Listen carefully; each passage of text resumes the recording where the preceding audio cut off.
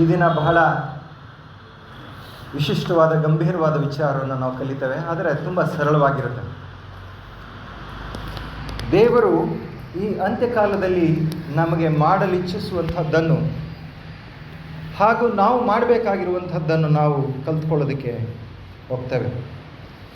ಅದಕ್ಕೆ ಪೀಠಿಕೆಯಾಗಿ ಪರಿಚಯ ಪ್ರಸ್ತಾಪವಾಗಿ ಲೂಕ 24ನೇ ಅಧ್ಯಾಯವನ್ನು ವೇದ ಪಾರಾಯಣದಲ್ಲಿ ಓದಿದ್ದನ್ನು ನಾವು ಇವಾಗ ಓದಿ ಆನಂತರ ಮುಂದೆ ಹೋಗೋಣ. ಲೂಕ 24ನೇ ಅಧ್ಯಾಯ 25, 26. ಆತನು ಅವರಿಗೆ, ಎಲ್ಲಾ ಬುದ್ಧಿಯಿಲ್ಲದವರೇ, ಪ್ರವಾದಿಗಳು ಹೇಳಿದ್ದೆಲ್ಲವನ್ನು ನಂಬುವುದರಲ್ಲಿ ಮಂದಹೃದಯರೇ, ಕ್ರಿಸ್ತನಿಂದ ಶ್ರಮಗಳನ್ನು ಅನುಭವಿಸಿ ತನ್ನ ಮಹಾಪದವಿಗೆ ಸೇರುವುದು ಅಗತ್ಯವಾಗಿತ್ತಲ್ಲವೇ ಎಂದು ಹೇಳಿ, ಮೋಶೆಯ ಮತ್ತು ಎಲ್ಲಾ ಪ್ರವಾದಿಗಳ ಗ್ರಂಥಗಳು ಮೊದಲುಗೊಂಡು ಸಮಸ್ತ ಗ್ರಂಥಗಳಲ್ಲಿ ತನ್ನ ವಿಷಯವಾಗಿರುವ ಸೂಚನೆಗಳನ್ನು ಅವರಿಗೆ ವಿವರಿಸಿದರು. ಇಲ್ಲಿ ಯೇಸು ಕ್ರಿಸ್ತ ಏನು ಮಾಡ್ತಾ ಇದ್ದಾನೆ? ಯಾವ ವಿಷಯ ಇದು, ಯಾವ ವಿಚಾರ? ಇದನ್ನು ನಾವು ನೋಡುವಾಗ ಯೇಸು ಕ್ರಿಸ್ತ ಸತ್ತು 3ನೇ ದಿನದಲ್ಲಿ ಪುನರುತ್ಥಾನನಾಗಿದ್ದಾನೆ. ಪುನರುತ್ಥಾನನಾಗಿ ಆತನ ಸಮಾಧಿ ತೆರೆದಿದೆ. ಮರಿಯಳು ಇತ್ಯಾದಿ ಶಿಷ್ಯರು ಹೋಗಿ ನೋಡ್ತಾರೆ, ಆತನು ಅಲ್ಲಿಲ್ಲ. ಮರಿಯಳಿಗೆ ಕಾಣಿಸ್ಕೊಂಡಿದ್ದಾನೆ ಅಷ್ಟೇ, ಆಮೇಲೆ ಆತನ ಸುಳಿವಿಲ್ಲ. ಶಿಷ್ಯರೆಲ್ಲರೂ ಭಯಭೀತರಾಗಿದ್ದಾರೆ, ಕಂಗೆಟ್ಟಿದ್ದಾರೆ, ಕಂಗಾಲಾಗಿದ್ದಾರೆ. ಅವರೆಲ್ಲರಿಗೂ ಮುಂದೆ ಏನು ಅನ್ನುವಂತಹ ಚಿಂತೆ ಕಾಡ್ತಾ ಇದೆ. ತಮ್ಮನ್ನೂ ಕೂಡ ಹಿಡ್ಕೊಂಡು ಕೊಂದುಬಿಡ್ತಾರೆ ಅನ್ನುವಂತಹ ಭಯ ಅವರಲ್ಲಿ ತುಂಬಿಕೊಂಡಿದೆ. ಆಮೇಲೆ ಅವರು ಮುಂದೆ ಏನು ಅನ್ನೋದು ಗೊತ್ತಿಲ್ಲ. ಭೂಮಿ ಮೇಲೆ ನಡೆದಂತಹ ಅತಿ ದೊಡ್ಡ ಕಾರ್ಯ ಅವರಿಗೆ ಅತಿ ದೊಡ್ಡ ನಿರಾಸೆಯನ್ನು ಉಂಟು ಮಾಡಿದೆ. ಅತಿ ಮಹತ್ತಾದ ಕಾರ್ಯ ಅತಿ ದೊಡ್ಡ ಮಟ್ಟದ ನಿರಾಶೆಯನ್ನು ಆ ಶಿಷ್ಯರಲ್ಲಿ ಉಂಟು ಮಾಡಿದೆ. ಇಬ್ಬರು ಶಿಷ್ಯರು, ಅಂದರೆ ಇವರು 12 ಮಂದಿ ಶಿಷ್ಯರ ಸಾಲಿನಲ್ಲಿಲ್ಲ, ಆದರೆ ಕ್ರಿಸ್ತನ ಅನುಯಾಯಿಗಳು. ಇಬ್ಬರು ಶಿಷ್ಯರು, ಲೂಕ 24ನೇ ಅಧ್ಯಾಯ 13ನೇ ವಚನ. ಅದೇ ದಿನದಲ್ಲಿ ಶಿಷ್ಯರಲ್ಲಿ ಇಬ್ಬರು ಯೆರೂಸಲೇಮಿಗೆ 6.5 ಮೈಲಿ ದೂರದಲ್ಲಿದ್ದ ಎಮ್ಮಾಹು ಎಂಬ ಹಳ್ಳಿಗೆ ಹೋಗುತ್ತಾ ಸಂಭವಿಸಿದ ಈ ಎಲ್ಲ ಕಾರ್ಯಗಳ ವಿಷಯವಾಗಿ ಸಂಭಾಷಣೆ ಮಾಡುತ್ತಿದ್ದರು. ಹೀಗೆ ವಾರಾಂತ್ಯದಲ್ಲಿ ನಡೆದ ಎಲ್ಲ ಘಟನೆಗಳನ್ನ ಅವರು ಚರ್ಚೆ ಮಾಡಿಕೊಂಡು ಇಬ್ಬರು ಶಿಷ್ಯರು ಸಂಜೆ ಹೊತ್ತು ಹೋಗ್ತಾ ಇದ್ದಾರೆ. ಆಗ 15ನೇ ವಚನ, ಅವರು ಸಂಭಾಷಣೆಯಲ್ಲಿ ಚರ್ಚಿಸುತ್ತಿರುವಾಗ ಯೇಸು ತಾನೇ ಹತ್ತಿರಕ್ಕೆ ಬಂದು ಅವರ ಜೊತೆಯಲ್ಲಿ ಹೋದನು. ಆದರೆ ಅವರು ಆತನ ಗುರುತನ್ನು ಹಿಡಿಯಲಿಲ್ಲ. ಅವರ ಕಣ್ಣು ಕಟ್ಟಿದ ಹಾಗಾಯಿತು. ಆತನು ಅವರನ್ನು, ನೀವು ಮಾರ್ಗದಲ್ಲಿ ಹೋಗುತ್ತಾ ಚರ್ಚಿಸಿ ಮಾತಾಡಿಕೊಳ್ಳುವ ಈ ಸಂಗತಿಗಳೇನು ಎಂದು ಕೇಳಲು ಅವರು ದುಃಖದ ಮುಖವುಳ್ಳವರಾಗಿ ನಿಂತರು. ಅವರಲ್ಲಿ ಕ್ಲೆಯೋಫನೆಂಬುವನು ಆತನನ್ನು, ಯೆರೂಸಲೇಮಿಗೆ ಬಂದ ಪರಸ್ಥಳದವರೆಲ್ಲರಿಗೂ ಈ ದಿವಸಗಳಲ್ಲಿ ಅದರೊಳಗೆ ನಡೆದಿರುವ ಸಂಗತಿಗಳು ಗೊತ್ತಿರಲಾಗಿ ನಿನಗೆ ಮಾತ್ರ ಗೊತ್ತಿಲ್ಲವೋ ಎಂದು ಕೇಳಲು ಆತನು ಅವರನ್ನು, ಯಾವ ಸಂಗತಿಗಳು ಎಂದು ಕೇಳಿದನು. ಅದಕ್ಕೆ ಅವರು, ನಜರೇತಿನವನಾದ ಯೇಸುವಿನ ಸಂಗತಿಗಳೇ. ಆತನು ದೇವರ ಮುಂದೆ ಮತ್ತು ಮನುಷ್ಯರ ಮುಂದೆ ಕೃತ್ಯದಲ್ಲಿಯೂ ಮಾತಿನಲ್ಲಿಯೂ ಸಮರ್ಥ ಪ್ರವಾದಿಯಾಗಿದ್ದನು. ಆತನನ್ನು ಮಹಾಯಾಜಕರು ನಮ್ಮ ಅಧಿಕಾರಿಗಳು ಮರಣದಂಡನೆಗೆ ಒಪ್ಪಿಸಿಕೊಟ್ಟು ಶಿಲುಬೆಗೆ ಹಾಕಿಸಿದರು. ನಾವಾದರೋ ಇಸ್ರಾಯೇಲ್ ಜನರನ್ನು ಬಿಡಿಸತಕ್ಕವನು ಆತನೆಂದು ನಿರೀಕ್ಷಿಸಿಕೊಂಡಿದ್ದೆವು. ಇದು ಮಾತ್ರವಲ್ಲದೆ ಆ ಕಾರ್ಯಗಳು ನಡೆದು ಈ ಹೊತ್ತು 3ನೆಯ ದಿನ. ಆದರೂ ನಮ್ಮಲ್ಲಿ ಕೆಲವು ಮಂದಿ ಸ್ತ್ರೀಯರು ಬೆಳಗಾಗುವಾಗ ಸಮಾಧಿಯ ಬಳಿಯಲ್ಲಿ ಇದ್ದು ಆತನ ದೇಹವನ್ನು ಕಾಣದೆ ಅಲ್ಲಿಂದ ಬಂದು ತಮಗೆ ದೇವದೂತರ ದರ್ಶನವಾಯಿತೆಂತಲೂ ಆತನು ಬದುಕುತ್ತಾನೆಂದು ಅವರು ಹೇಳಿದರೆಂತಲೂ ತಿಳಿಸಿ ನಮಗೆ ಅತ್ಯಾಶ್ಚರ್ಯವನ್ನುಂಟು ಮಾಡಿದರು. ನಮ್ಮ ಸಂಗಡ ಇದ್ದವರಲ್ಲಿ ಕೆಲವರು ಸಮಾಧಿಗೆ ಹೋಗಿ ಆ ಸ್ತ್ರೀಯರು ಹೇಳಿದ ಪ್ರಕಾರವೇ ಕಂಡರು, ಆತನನ್ನು ಮಾತ್ರ ಕಾಣಲಿಲ್ಲ ಎಂದು ಹೇಳಿದರು. ಯೇಸು ಕ್ರಿಸ್ತನ ಬಗ್ಗೆ ಅವರು ಮಾತಾಡ್ಕೊಳ್ತಾ ಇದ್ದಾರೆ. ಯೇಸು ಕ್ರಿಸ್ತನ ಅವ್ರ ಜೊತೆಯಲ್ಲಿ ಸೇರ್ಕೊಂಡಿದ್ದಾನೆ. ಯಾರ ಬಗ್ಗೆ ಅಂತಂದರೆ ಏನು ವಿಚಾರ ಅಂತಂದರೆ ಯೇಸು ಕ್ರಿಸ್ತನಿಗಾದದ್ದೆಲ್ಲವನ್ನು ಅವರು ವಿವರಣೆ ಕೊಡ್ತಾ ಇದ್ದಾರೆ. ಯಾಕೆ ಹೀಗಾಯಿತು? ಯಾಕೆ ಅವರು ಕಂಗೆಟ್ಟಿದ್ರು, ದಿಕ್ಕೆಟ್ಟಿದ್ರು? ಅವ್ರಿಗೆ ಯಾಕೆ ಬೇಸರ ಹುಟ್ಕೊಂಡಿತ್ತು? ಅವರಲ್ಲಿ ಅನಿಶ್ಚಿತತೆ ಯಾಕಿತ್ತು? ಯಾಕೆ ಈ ಗೊಂದಲ? ಒಂಥರ ಎಲ್ಲವೂ ಕೂಡ ಕಳೆದು ಹೋಯಿತು, ಎಲ್ಲವನ್ನೂ ಕೂಡ ನಾವು ಕಳ್ಕೊಂಡ್ಬಿಟ್ಟಿದ್ದೇವೆ ಅನ್ನುವಂತಹ ಆ ಪರಿಸ್ಥಿತಿಯಲ್ಲಿ ಅವರು ಇದ್ದಾರೆ. ಯಾಕೆ ಹೀಗಾಯಿತು? ಇದು ಸರಿಯೋ? ಅವರು ಮಾಡಿದ್ದು ಸರಿಯೋ? ಅಥವಾ ಅವರು ಅನುಭವಿಸ್ತಾ ಇದ್ದಿದ್ದು ನಿಜವೋ? ಅಥವಾ ಅದು ಅವರು ನಿಜವಾಗಿ ಅನುಭವಿಸ್ಬೇಕಾಗಿತ್ತೋ? ಈ ವಿಷಯಗಳನ್ನ ನಾವು ಅರ್ಥ ಮಾಡಿಕೊಳ್ಳುವ. ಇಲ್ಲಿ ಯೇಸು ಕ್ರಿಸ್ತನು ಈಗ ಬಂದು ಆತನಿಗೆ ಹೇಳ್ತಾ ಇರೋದೇನು? 25ನೇ ವಚನ. ಆಗ ಯೇಸು ಕ್ರಿಸ್ತನು ಹೇಳ್ತಾ ಇದೆ, 25ನೇ ವಚನ, ಆತನು ಅವರಿಗೆ, ಎಲ್ಲ ಬುದ್ಧಿ ಇಲ್ಲದವರೇ, ಪ್ರವಾದಿಗಳು ಹೇಳಿದ್ದೆಲ್ಲವನ್ನು ನಂಬುವುದರಲ್ಲಿ ಮಂದ ಹೃದಯರೇ. ಅವರ ಸಮಸ್ಯೆಯ ಮೂಲವನ್ನು ಯೇಸು ಕ್ರಿಸ್ತನು ಅಲ್ಲಿ ತೋರಿಸ್ತಾ ಇದ್ದಾನೆ. ಎಲ್ಲ ಬುದ್ಧಿ ಇಲ್ಲದವರೇ, ಪ್ರವಾದಿಗಳು ಹೇಳಿದ್ದೆಲ್ಲವನ್ನು ನಂಬುವುದರಲ್ಲಿ ಮಂದ ಹೃದಯರೇ, ಕ್ರಿಸ್ತನು ಇಂತಹ ಶ್ರಮಗಳನ್ನು ಅನುಭವಿಸಿ ತನ್ನ ಮಹಾಪದವಿಗೆ ಸೇರುವುದು ಅಗತ್ಯವಾಗಿತ್ತಲ್ಲವೇ ಅಂತ ಜ್ಞಾಪಿಸ್ಕೊಳ್ತಾರೆ. ಇವ್ರ ಸಮಸ್ಯೆ ಏನು? ಈ ಶಿಷ್ಯರು ಆಮೇಲೆ ಇತರ ಎಲ್ಲ ಶಿಷ್ಯರ ಸಮಸ್ಯೆ ಏನು? ಬುದ್ಧಿ ಇಲ್ಲದವರಾಗಿ ಇವರು ಪ್ರವಾದಿಗಳು ಹೇಳಿದ್ದೆಲ್ಲವನ್ನೂ ನಂಬುವುದರಲ್ಲಿ ಮಂದ ಹೃದಯರಾಗಿದ್ದರು.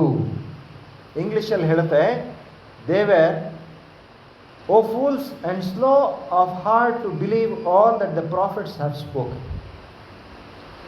ಪ್ರವಾದಿಗಳು ಹೇಳುವುದನ್ನೆಲ್ಲವನ್ನ ನಂಬುವುದರಲ್ಲಿ ಮಂದ ಹೃದಯರು ಅಂದರೆ ನಿಧಾನಗತಿಯುಳ್ಳವರು, ಮನಸ್ಸನ್ನು ಚುರುಕಾಗಿ ಇಟ್ಕೊಂಡಿಲ್ಲದೆ ಇರೋವಂಥವರು, ಪ್ರವಾದಿಗಳು ಹೇಳಿದ್ದನ್ನು ತಿಳ್ಕೊಳ್ಬೇಕಾಗಿದ್ದಂತಹ ನೀವುಗಳು ಇನ್ನೂ ತಿಳ್ಕೊಂಡಿಲ್ಲದೆ ಇರುವಂಥವರು, ನಂಬೋದಕ್ಕೆ ಅವಕಾಶ ಇದ್ದರೂ ನಂಬದೇ ಇರುವಂಥವರು ನೀವುಗಳು ಇದನ್ನು ಹೀಗೆ ಯಾಕಿದ್ದೀರಾ? ಯೇಸು ಕ್ರಿಸ್ತನು ಹೀಗೆ ಶ್ರಮಗಳನ್ನು ಅನುಭವಿಸಿ ತನ್ನ ಮಹಾಪದವಿಗೆ ಸೇರುವುದು ಅಗತ್ಯವಾಗಿತ್ತಲ್ಲವೇ ಅಂತ ಆ ಇಬ್ಬರು ಶಿಷ್ಯರನ್ನ ಯೇಸು ಕ್ರಿಸ್ತನು ಪ್ರಶ್ನೆ ಮಾಡ್ತಾರೆ. ಈಗ ಯೇಸು ಕ್ರಿಸ್ತನ ಮರಣದ ವಿಷಯವಾಗಿ ಎಲ್ಲಿ ಬರೆದಿತ್ತು? ಹಳೆ ಒಡಂಬಡಿಕೆಯಲ್ಲಿ ನಾವು ನೋಡ್ತೇವೆ. 27ನೇ ವಚನ ಯೇಸು ಕ್ರಿಸ್ತನು ಹೇಳ್ತಾ ಇದ್ದಾನೆ, ಮೋಶೆ ಮತ್ತು ಎಲ್ಲ ಪ್ರವಾದಿಗಳ ಗ್ರಂಥಗಳು ಮೊದಲುಗೊಂಡು ಸಮಸ್ತ ಗ್ರಂಥಗಳಲ್ಲಿ ತನ್ನ ವಿಷಯವಾಗಿರುವ ಸೂಚನೆಗಳನ್ನು ಅವರಿಗೆ ವಿವರಿಸಿದನು. ಮೋಶೆಯ ಧರ್ಮಶಾಸ್ತ್ರ 5 ಪುಸ್ತಕಗಳು, ಎಲ್ಲ ಪ್ರವಾದಿಗಳ ವಚನಗಳು, ಆಮೇಲೆ ಎಲ್ಲ ಸಮಸ್ತ ಗ್ರಂಥಗಳು, ಕೀರ್ತನೆಗಳಾಗಿರ್ಬೋದು, ಏಷಯ ಆಗಿರ್ಬೋದು, ಅಥವಾ ಜ್ಞಾನೋಕ್ತಿಗಳಾಗಿರ್ಬೋದು, ಇತ್ಯಾದಿ ಇತ್ಯಾದಿ ಎಲ್ಲ ಗ್ರಂಥಗಳಲ್ಲಿ ಯೇಸು ಕ್ರಿಸ್ತನು ಹೀಗೆ ಸತ್ತು ಆತನು ಸಮಾಧಿಯಿಂದ ಎದ್ದು 3ನೇ ದಿನದಲ್ಲಿ ಆತನು ಪುನರುತ್ಥಾನನಾಗಿ ಬರ್ತಾನೆ ಅನ್ನುವಂಥ ವಿಷಯ ಬರೆದಿತ್ತಲ್ಲ ಅನ್ನೋದನ್ನು ಈಗ ಯೇಸು ಕ್ರಿಸ್ತನು ದಾರಿ ಉದ್ದಕ್ಕೂ ಅವ್ರಿಗೆ ತೋರಿಸ್ಕೊಡ್ತಾ ಹೋಗ್ತಾನೆ.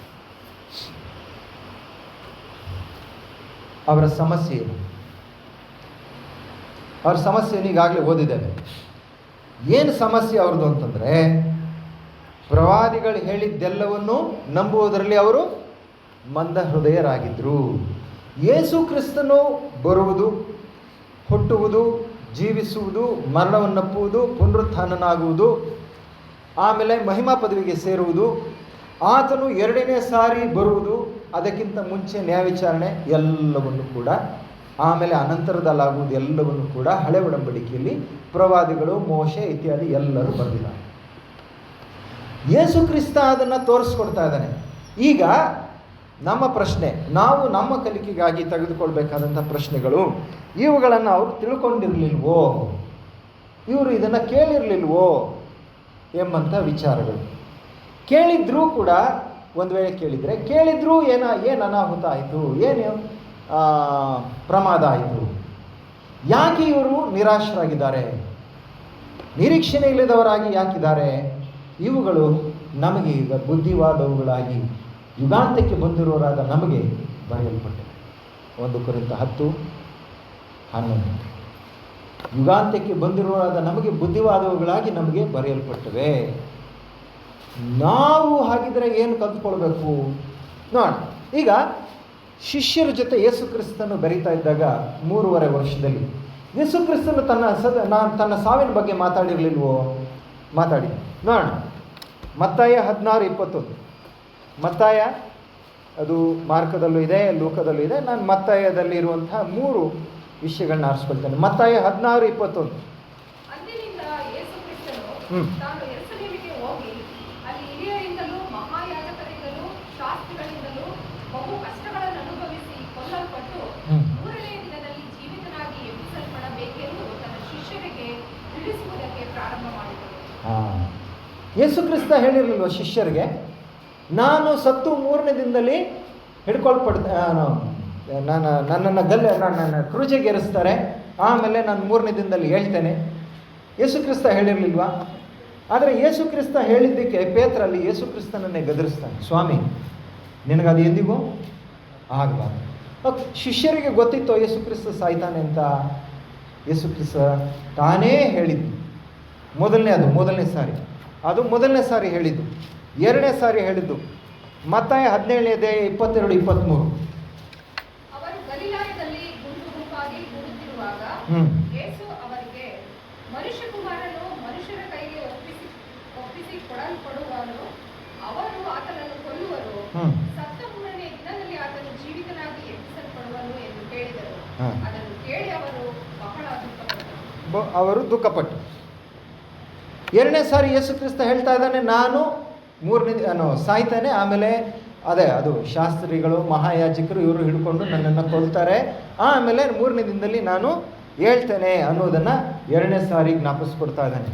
3ನೇ ಸಾರಿ ಮತ್ತಾಯ 20ನೇ ಅಧ್ಯಾಯ 18ನೇ ವಚನ.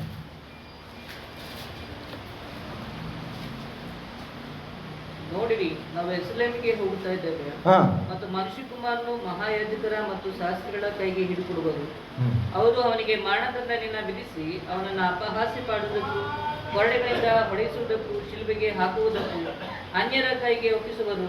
ಆತನು ಸತ್ತ 3ನೇ ದಿನದಲ್ಲಿ ಜೀವಿತನಾಗಿ ಎಬ್ಬಿಸಲ್ಪಡುವನು ಎಂದು ಹೇಳಿದನು. ಇಲ್ಲಿ ಆತನು ಮರಣ ಹೊಂದುವುದು ಹೇಗೆ, ಯಾರಿಂದ, ಯಾವಾಗ, ಆಮೇಲೆ 3ನೇ ದಿನದಲ್ಲಿ ಎದ್ದು ಆತನು ಏನಾಗ್ತಾನೆ, ಎಲ್ಲವನ್ನು ಕೂಡ ಯೇಸು ಕ್ರಿಸ್ತನು ಬಿಡಿಯಾಗಿ ಎಳೆಯಾಗಿ ಹೇಳ್ಕೊಂಡಿಲ್ಲ. ಆದರೆ ಯಾಕೆ ಆ ಘಟನೆ ನಡೆದಾಗ ಇವರು ಎಲ್ಲರೂ ನಿರಾಶರಾಗಿದ್ದರು. ಸತ್ತು ಹೋದ್ನು ಅಂತ ಅಂದ್ಕೊಂಡಿದ್ದಾರೆ, ಪುನರುತ್ಥಾನನಾಗಿದ್ದಾನೆ, ಮರಿಯಳಿಗೆ ಕಾಣಿಸ್ಕೊಂಡಿದ್ದಾನೆ ಅಂತ ಹೇಳ್ತಾ ಇದ್ದಾರೆ. ಮುಂದಿನ ಘಟನೆಗಳು ಅವ್ರಿಗೆ ಗೊತ್ತಿಲ್ಲ. ಸಮಸ್ಯೆ ಏನು? ನಾವು ಲೂಕ 24-25 ನಾವು ಓದಿದ್ದೇವೆ, ಎಲ್ಲ ಬುದ್ಧಿ ಇಲ್ಲದವರಾಗಿದ್ದರು. ಯಾಕೆ ಬುದ್ಧಿ ಇಲ್ಲದವರಾಗಿದ್ದರು? ಯೇಸು ಕ್ರಿಸ್ತ ಇತ್ತಲ್ವೋ? 3 ಸಾರಿ, 1 ಸಾರಿ ಹೇಳಿಲ್ಲ, 3 ಸಾರಿ ಯೇಸು ಕ್ರಿಸ್ತನು ತನ್ನ ಸಾವಿನ ಬಗ್ಗೆ ತಾನೇ ಹೇಳಿದ್ದಾನೆ. ಪ್ರವಾದಿಯಾಗಿ ತಾನು ಮೆಸ್ಸಿಯನಾಗಿ ಕೊಲ್ಲಲ್ಪಡ್ತೇನೆ ಅಂತ ಹೇಳಿದ್ದಾನೆ. ನಾನೇ ಪುನರುತ್ಥಾನವು ಜೀವವು, ಅದರಿಂದ ನಾನು ಎದ್ದು ಬರ್ತೇನೆ ಅಂತ ಕೂಡ ಹೇಳಿದ್ದಾನೆ. ಆದರೆ ಶಿಷ್ಯರಿಗೆ ಯಾಕೆ ನಿರಾಶೆ? ಬರೀ 2 ಶಿಷ್ಯರಿಗಲ್ಲ, ಎಲ್ಲ ಶಿಷ್ಯರಿಗೂ ನಿರಾಶೆ. ಪ್ರವಾದಿಗಳನ್ನು ಹೇಳುವುದನ್ನೆಲ್ಲ ನಂಬುವುದರಲ್ಲಿ ಇವರು ಏನಾಗಿದ್ರು? ಮಂದಹೃದಯರು, ನಿಧಾನಗತಿಯವರು. ಪ್ರವಾದಿಗಳು ಹೇಳೋದನ್ನು ಒಪ್ಕೊಳ್ಳದೇ ಇರುವಂಥವ್ರು, ಪ್ರವಾದಿಗಳು ಹೇಳೋದನ್ನು ನೇರವಾಗಿ ಸ್ಪಷ್ಟವಾಗಿ ಗ್ರಹಿಸ್ಲಿಕ್ಕೆ ಆಗದೇ ಇರುವಂಥವ್ರು. ಆದ ಕಾರಣ ನಿರಾಶರಾಗಿದ್ದಾರೆ. ಈಗ ನಾವು ನಮ್ಮ ಕಾಲಕ್ಕೆ ಇದನ್ನು ಅನ್ವಯ ಮಾಡಿಕೊಳ್ಳುವಾಗ ಇದು ಹೇಗೆ ನಮಗೆ ಪರಿಣಮಿಸುತ್ತೆ? ಯೇಸು ಕ್ರಿಸ್ತನು ಯಾಕೆ ಇದನ್ನು 3 ಸಾರಿ ಹೇಳಬೇಕಾಯಿತು? ಇದು ಅವರಿಗೆ ಅಗತ್ಯವಾಗಿತ್ತು ಅನ್ನೋದು ಯೇಸು ಕ್ರಿಸ್ತನು ಗೊತ್ತಿತ್ತು. ಆದ್ದರಿಂದ ಆತನು ಬಾರಿ ಜ್ಞಾಪಿಸ್ಕೊಡ್ತಾನೆ. ಆದರೆ ಇದು ಅವರಿಗೆ ಬೇಡವಾಗಿತ್ತು. ಯೇಸು ಕ್ರಿಸ್ತ ಜ್ಞಾಪಿಸ್ಕೊಡೋದೇ ಬೇಡವಾಗಿತ್ತು. ಯಾಕೆಂದರೆ ಅವರೆಲ್ಲರೂ ಏನು ಅಂದ್ಕೊಂಡಿದ್ರು? ಈ ಫರಿಸಾಯರು ಶಾಸ್ತ್ರಿಗಳ ದುರ್ಬೋಧೆಗೊಳಗಾಗಿ ಯೇಸು ಕ್ರಿಸ್ತನು ಸಾಯ್ತಾನೆ ಅಂತ ಅಂದ್ಕೊಂಡಿರಲಿಲ್ಲ. ಅವನು ಹುಟ್ಟಿದ್ದೇ ಸಾಯೋದಕ್ಕೋಸ್ಕರ ಅಂತ ಅಂದ್ಕೊಂಡಿರಲಿಲ್ಲ. ಅವನು ಹುಟ್ಟಿ ನಮ್ಮನ್ನು ರೋಮನ್ನರ ದುರಾಡಳಿತದಿಂದ ಬಿಡುಗಡೆ ಮಾಡ್ತಾನೆ ಅಂತ ಅಂದ್ಕೊಂಡಿದ್ರು. ಆದ್ದರಿಂದ ಯೇಸು ಕ್ರಿಸ್ತನ ಸಾಯುವುದು ಅವ್ರಿಗೆ ಬೇಡವಾಗಿತ್ತು. ಒಂದು ಕಡೆ ಅಜ್ಞಾನ, ಇನ್ನೊಂದು ಕಡೆ ದುರ್ಬೋಧಕರ ವಂಚನೆ. ಈ ಎರಡೂ ಕೂಡ ಒಟ್ಟಿಗೆ ಸೇರಿಕೊಂಡು ಅವರು ಯೇಸು ಕ್ರಿಸ್ತನು ಸಾಯೋದರ ಬದಲಾಗಿ ಆತನು ಈ ಲೋಕದಲ್ಲಿ ತನ್ನ ರಾಜ್ಯವನ್ನು ಸ್ಥಾಪಿಸುವನಾಗಿ ತನ್ನ ಸಿಂಹಾಸನವನ್ನು ಯೆರೂಸಲೇಮಿನಲ್ಲಿ ದಾವೀದನ ಜಾಗದಲ್ಲಿ ಆತನು ಸ್ಥಾಪಿಸ್ತಾನೆ ಅಂತ ಅಭಿಪ್ರಾಯದಲ್ಲಿ ಬೋಧನೆಯನ್ನು ಅವರು ತಿರಸ್ಕರಿಸಿದ್ರು. ಅದಕ್ಕೆ ಯೇಸು ಕ್ರಿಸ್ತನು ಹೇಳ್ತಾ ಇದ್ದಾನೆ, ಎಲ್ಲ ಬುದ್ಧಿ ಇಲ್ಲದವರೇ, ಪ್ರವಾದಿಗಳೇ ಹೇಳಿದ್ದೆಲ್ಲವನ್ನೂ ನಂಬುವುದರಲ್ಲಿ ಮಂದ ಹೃದಯರೇ. ಇವತ್ತು ನನ್ನ ಬಗ್ಗೆ, ನಿಮ್ಮ ಬಗ್ಗೆ ಯೇಸು ಕ್ರಿಸ್ತನು ಏನು ಹೇಳ್ತಾನೆ? ಗ್ರೇಟ್ ಕಾಂಟ್ರವರ್ಸಿ ಅನ್ನೋ ಪುಸ್ತಕದಲ್ಲಿ ಸ್ಕ್ರಿಪ್ಚರ್ಸ್ ಸೇಫ್ ಗಾರ್ಡ್ ಅನ್ನೋ ಶಿರೋನಾಮಿಯಲ್ಲಿರುವಂತಹ ಅಧ್ಯಾಯದಲ್ಲಿ ಕೆಲವು ವಚನ ಅಂದರೆ ಬರಹಗಳನ್ನ ನಾವು ಇವತ್ತು ಕೇಳಿ ಓದಿ ತಿಳ್ಕೊಳ್ಳುವ. ಅವರು ಯೇಸು ಕ್ರಿಸ್ತನ ಸಾವನ್ನು ಒಪ್ಕೊಳ್ಳೋದಕ್ಕೆ ತಯಾರಿಲ್ಲದೆ ಇರೋದರಿಂದ ಅವರ ಮನಸ್ಸುಗಳಿಂದ ಆ ಮಾತುಗಳು ತೆಗೆಯಲ್ಪಟ್ಟು ಯಾವಾಗ ಆ ಪ್ರತಿಕೂಲ ಪರಿಸ್ಥಿತಿ ಬಂತೋ, ಶೋಧನೆಯ ಸಮಯ ಬಂತೋ, ಆವಾಗ ಅವರು ನಾವು ತಯಾರಿಲ್ಲ, ಸಿದ್ಧರಾಗಿಲ್ಲ ಅನ್ನೋದು ಅವರಿಗೆ ಕಂಡು ಬಂತು. ಯೇಸು ಕ್ರಿಸ್ತನ ಮರಣ ಅವರಲ್ಲಿದ್ದ ಸರ್ವ ನಿರೀಕ್ಷೆ, ಭರವಸೆಗಳೆಲ್ಲವನ್ನ ಅದು ದೂರ ಮಾಡಿತ್ತು. ಯಾಕೆಂತಂದರೆ ಆತನು ಮುನ್ನೆಚ್ಚರಿಕೆ ಕೊಟ್ಟಿದ್ರು ಅವರು ಅದನ್ನು ಸ್ವೀಕರಿಸಿರಲಿಲ್ಲ. ಇದು ಒಂದನ್ನು ನೆನಪಿಟ್ಟು. ಈಗ ರಾಜನಾದ ನೆಬೂಕದ್ನೆಚ್ಚರನ ಕಾಲಕ್ಕೆ ಹೋಗಿ, ರಾಜನಾದ ನೆಬೂಕದ್ನೆಚ್ಚರನ ಕಾಲದಲ್ಲಿ ದೇವರು ಪ್ರವಾದಿಗಳ ಮೂಲಕ ಹೇಳಿದ್ದೇನು? ಎಷ್ಟು ಜನಕ್ಕೆ ಗೊತ್ತಿಲ್ವೋ ನೆನಪಿಲ್ಲ, ನನಗೆ ಗೊತ್ತಿಲ್ಲ. ಆದರೆ ಸಣ್ಣ ಪರಿಚಯವನ್ನು ನಾನು ಮಾಡೋದಕ್ಕೆ ಇಷ್ಟಪಡ್ತೀನಿ.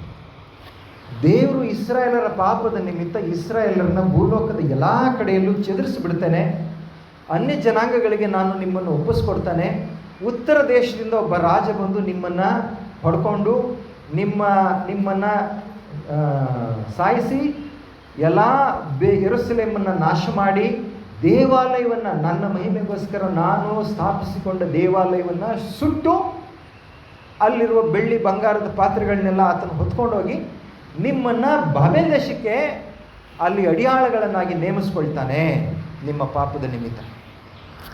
ಅವನಿಗೆ ನೀವು ಒಳಪಡಬೇಕು. ಯಾರು ಒಳಪಡಬೇಕು? ನೆಬೂಕದ್ನೆಚ್ಚರನಿಗೆ ನೀವು ಒಳಪಡಬೇಕು ಅಂತ ಯೆಶಾಯನ ಮೂಲಕ ಹೇಳಿದ್ದು, ಯೆರೆಮೀಯನ ಮೂಲಕ ಹೇಳಿದ್ದು, ಆ ನಂತರ ಹೆಜ್ಕೇಲನ ಮೂಲಕನೂ ಹೇಳೋದಕ್ಕೆ ಶುರು ಮಾಡಿದ್ದು. ಆದರೆ ಚಿದ್ಕೀಯ ಎಂಬ ಅರಸನಾಗಲಿ, ಆ ನಂತರ ಬಂದ ಇನ್ನಿಬ್ಬರು ಅರಸರಾಗಲಿ ಪ್ರವಾದಿಗಳ ಮಾತನ್ನ ಕೇಳಲಿಲ್ಲ. ಪ್ರವಾದಿಗಳು ಇನ್ನೂ ಒಂದು ಎಚ್ಚರಿಕೆ ಕೊಟ್ಟಿದ್ರು, ನೀವ್ಯಾರೂ ಕೂಡ ಐಗುಪ್ತ ದೇಶವನ್ನು ನಂಬಿಕೊಳ್ಬೇಡಿ, ಐಗುಪ್ತ ದೇಶಕ್ಕೆ ಹೋಗಬೇಡಿ. ಯಾವನಾದರೂ ಐಗುಪ್ತ ದೇಶಕ್ಕೆ ಹೋದರೆ ಅವನ್ನ ಕತ್ತಿ ಕೊಲ್ಲುತ್ತೆ, ನೀವು ದಾರಿಯಲ್ಲೇ ಸಂಹಾರ ಆಗ್ತೀರಾ. ಈ ಪ್ರವಾದನೆಯನ್ನು ಯೆರೆಮೀಯನ ಮೂಲಕ ದೇವರು ಬಹಳ ಸ್ಪಷ್ಟವಾಗಿ ಹೇಳಿಸಿದ್ರು. ಆದರೆ ಇನ್ನೊಬ್ಬ ಸುಳ್ಳು ಪ್ರವಾದಿ ಇದ್ದ, ಹನನ್ಯರ ಬಗ್ಗೆ. ಅವನು ಹೇಳ್ತಾನೆ, ಬಾಬೇಲಿನ ಅರಸನ ಯೆರೆಮೀಯ ಹೇಳೋದನ್ನು ನೀವು ನಂಬೇಡಿ, ಬಾಬೇಲಿನ ಅರಸನು ನಮ್ಮ ಮೇಲೆ ಹೇರಿರುವ ನಗವನ್ನು ದೇವರು ಬೇಗ ಮುರಿದು ಬಿಡ್ತಾನೆ, ನಾವೆಲ್ಲರೂ ಐಗುಪ್ತಕ್ಕೆ ತಪ್ಪಿಸ್ಕೊಂಡು ಹೋಗೋಣ, ಆಮೇಲೆ ಈ ನೊಗ ಬಿದ್ದ ಮೇಲೆ ಪುನಃ ನಾವೆಲ್ಲರೂ ಹಿಂದಕ್ಕೆ ಬರೋಣ. ಸುಳ್ಳು ಪ್ರವಾದಿ.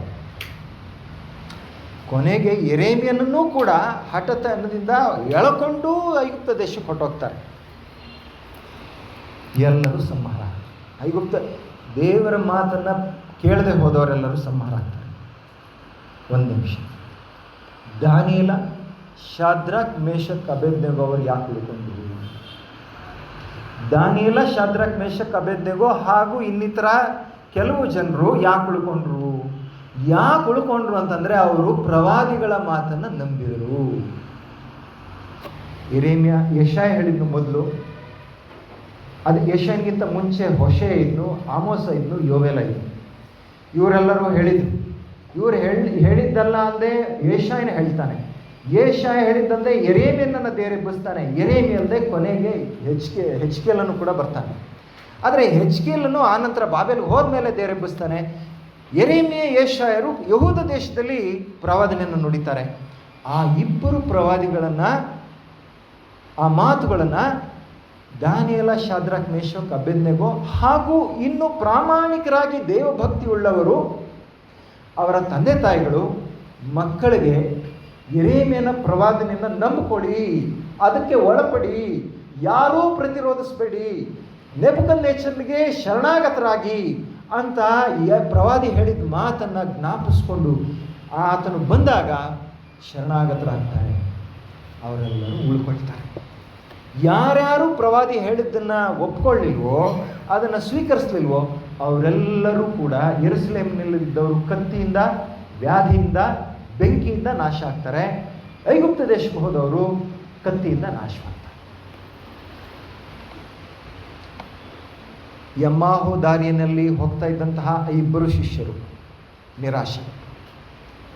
ಅವರ ಮೇಲೆ ಕತ್ತಲು ಕವಿದಂತಿತ್ತು. ಇಡೀ ಲೋಕವೇ ಕುಸಿದು ಹೋಗಿತ್ತು. ಎಲ್ಲ ಅಡಿಪಾಯಗಳು ಇಲ್ಲ ಅಂತ ಅವರು ಭ್ರಮನಿರಸರಾಗಿದ್ದರು. ಇಲ್ಲಿ ಶಾದ್ರಾಕ್, ಮೇಷಕ್, ಅಬೇದ್ನೆಗೋ, ದಾನಿಯೇಲ ಹಾಗೂ ಅವರ ತಂದೆ ತಾಯಿಗಳು ಹಾಗೂ ಅವರ ರೀತಿಯಲ್ಲಿ ಪ್ರಾಮಾಣಿಕರಾಗಿ ದೇವ ಗ್ರಂಥಗಳನ್ನ, ಧರ್ಮಶಾಸ್ತ್ರವನ್ನು ಹುಡುಕಿ, ಪ್ರವಾದನೆಗಳ ಗ್ರಂಥಗಳನ್ನು ಹುಡುಕಿ, ಆ ಮಾತುಗಳ ಅನುಸಾರವಾಗಿ ನೆಬೂಕದ್ನೆಚ್ಚರನಿಗೆ ಒಳಪಟ್ಟವರು ಸುಕ್ಷೇಮವಾಗಿದ್ದರು.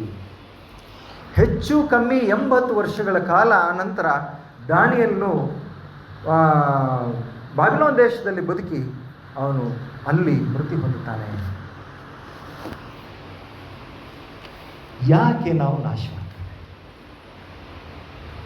ಯಾಕೆ ನಾಶವಾಗ್ತೇವೆ? ಈ ಎರಡು ಉದಾಹರಣೆ ಬೈಬಲಿನ ಪ್ರಸಂಗಗಳ ಮೂಲಕ ನಾವು ಕಲ್ತ್ಕೊಳ್ಳೋದೇನು? ಯಾಕೆ ನಾವು ನಾಶವಾಗ್ತೇವೆ? ಪ್ರವಾದಿಗಳು ಹೇಳಿದ್ದನ್ನು ನಾವು ನಂಬಲಿಕ್ಕೆ ಒಪ್ಪೋದಿಲ್ಲ, ನಂಬಲಿಕ್ಕೆ ನಾವು ತಯಾರಿಲ್ಲ.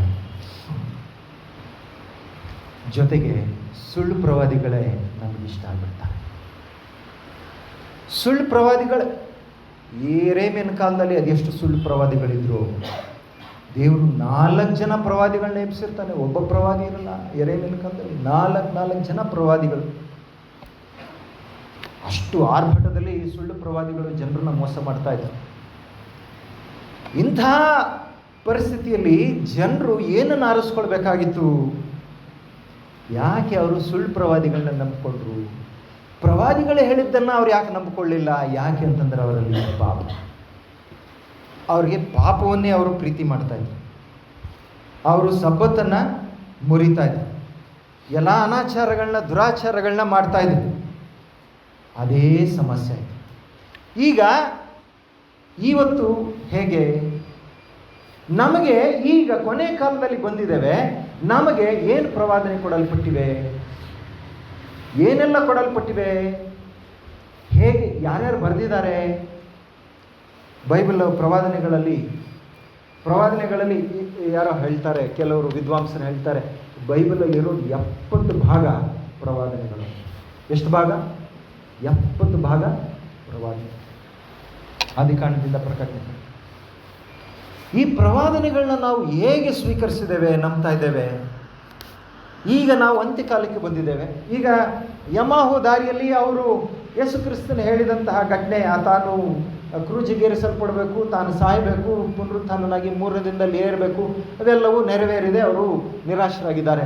ಈಗ ದೇವರು ನಮಗೆ ಏನು ಪ್ರವಾದನೆಯನ್ನು ಹೇಳಿದ್ದಾನೆ? ಯೇಸು ಕ್ರಿಸ್ತನು ನಮಗೇನು ಪ್ರವಾದನೆಯನ್ನು ಕೊಟ್ಟಿದ್ದಾನೆ? ನಾವು ರಕ್ಷಣೆ ಹೊಂದುತ್ತೀವೋ? ಪ್ರವಾದನೆಗಳು ಏನು ಕೊಡಲ್ಪಟ್ಟಿವೆ? ನಾವು ಓದಿ ಬುದ್ಧಿವಂತರಾಗಿ ಸೈತಾನನ ಉರುಳುಗಳಿಂದ ತಪ್ಪಿಸ್ಕೊಳ್ಳೋದಕ್ಕೋಸ್ಕರ ಪ್ರವಾದನೆಗಳು ನಮಗೆ ಬರೆಯಲ್ಪಟ್ಟಿವೆ. ಸೈತಾನನ ಮೋಸಗಳಿಗೆ ನಾವು ಒಳಪಡಬಾರದು ಎಂಬುದಾಗಿ ಪ್ರವಾದನೆಗಳು ಕೊಡಲ್ಪಟ್ಟಿವೆ.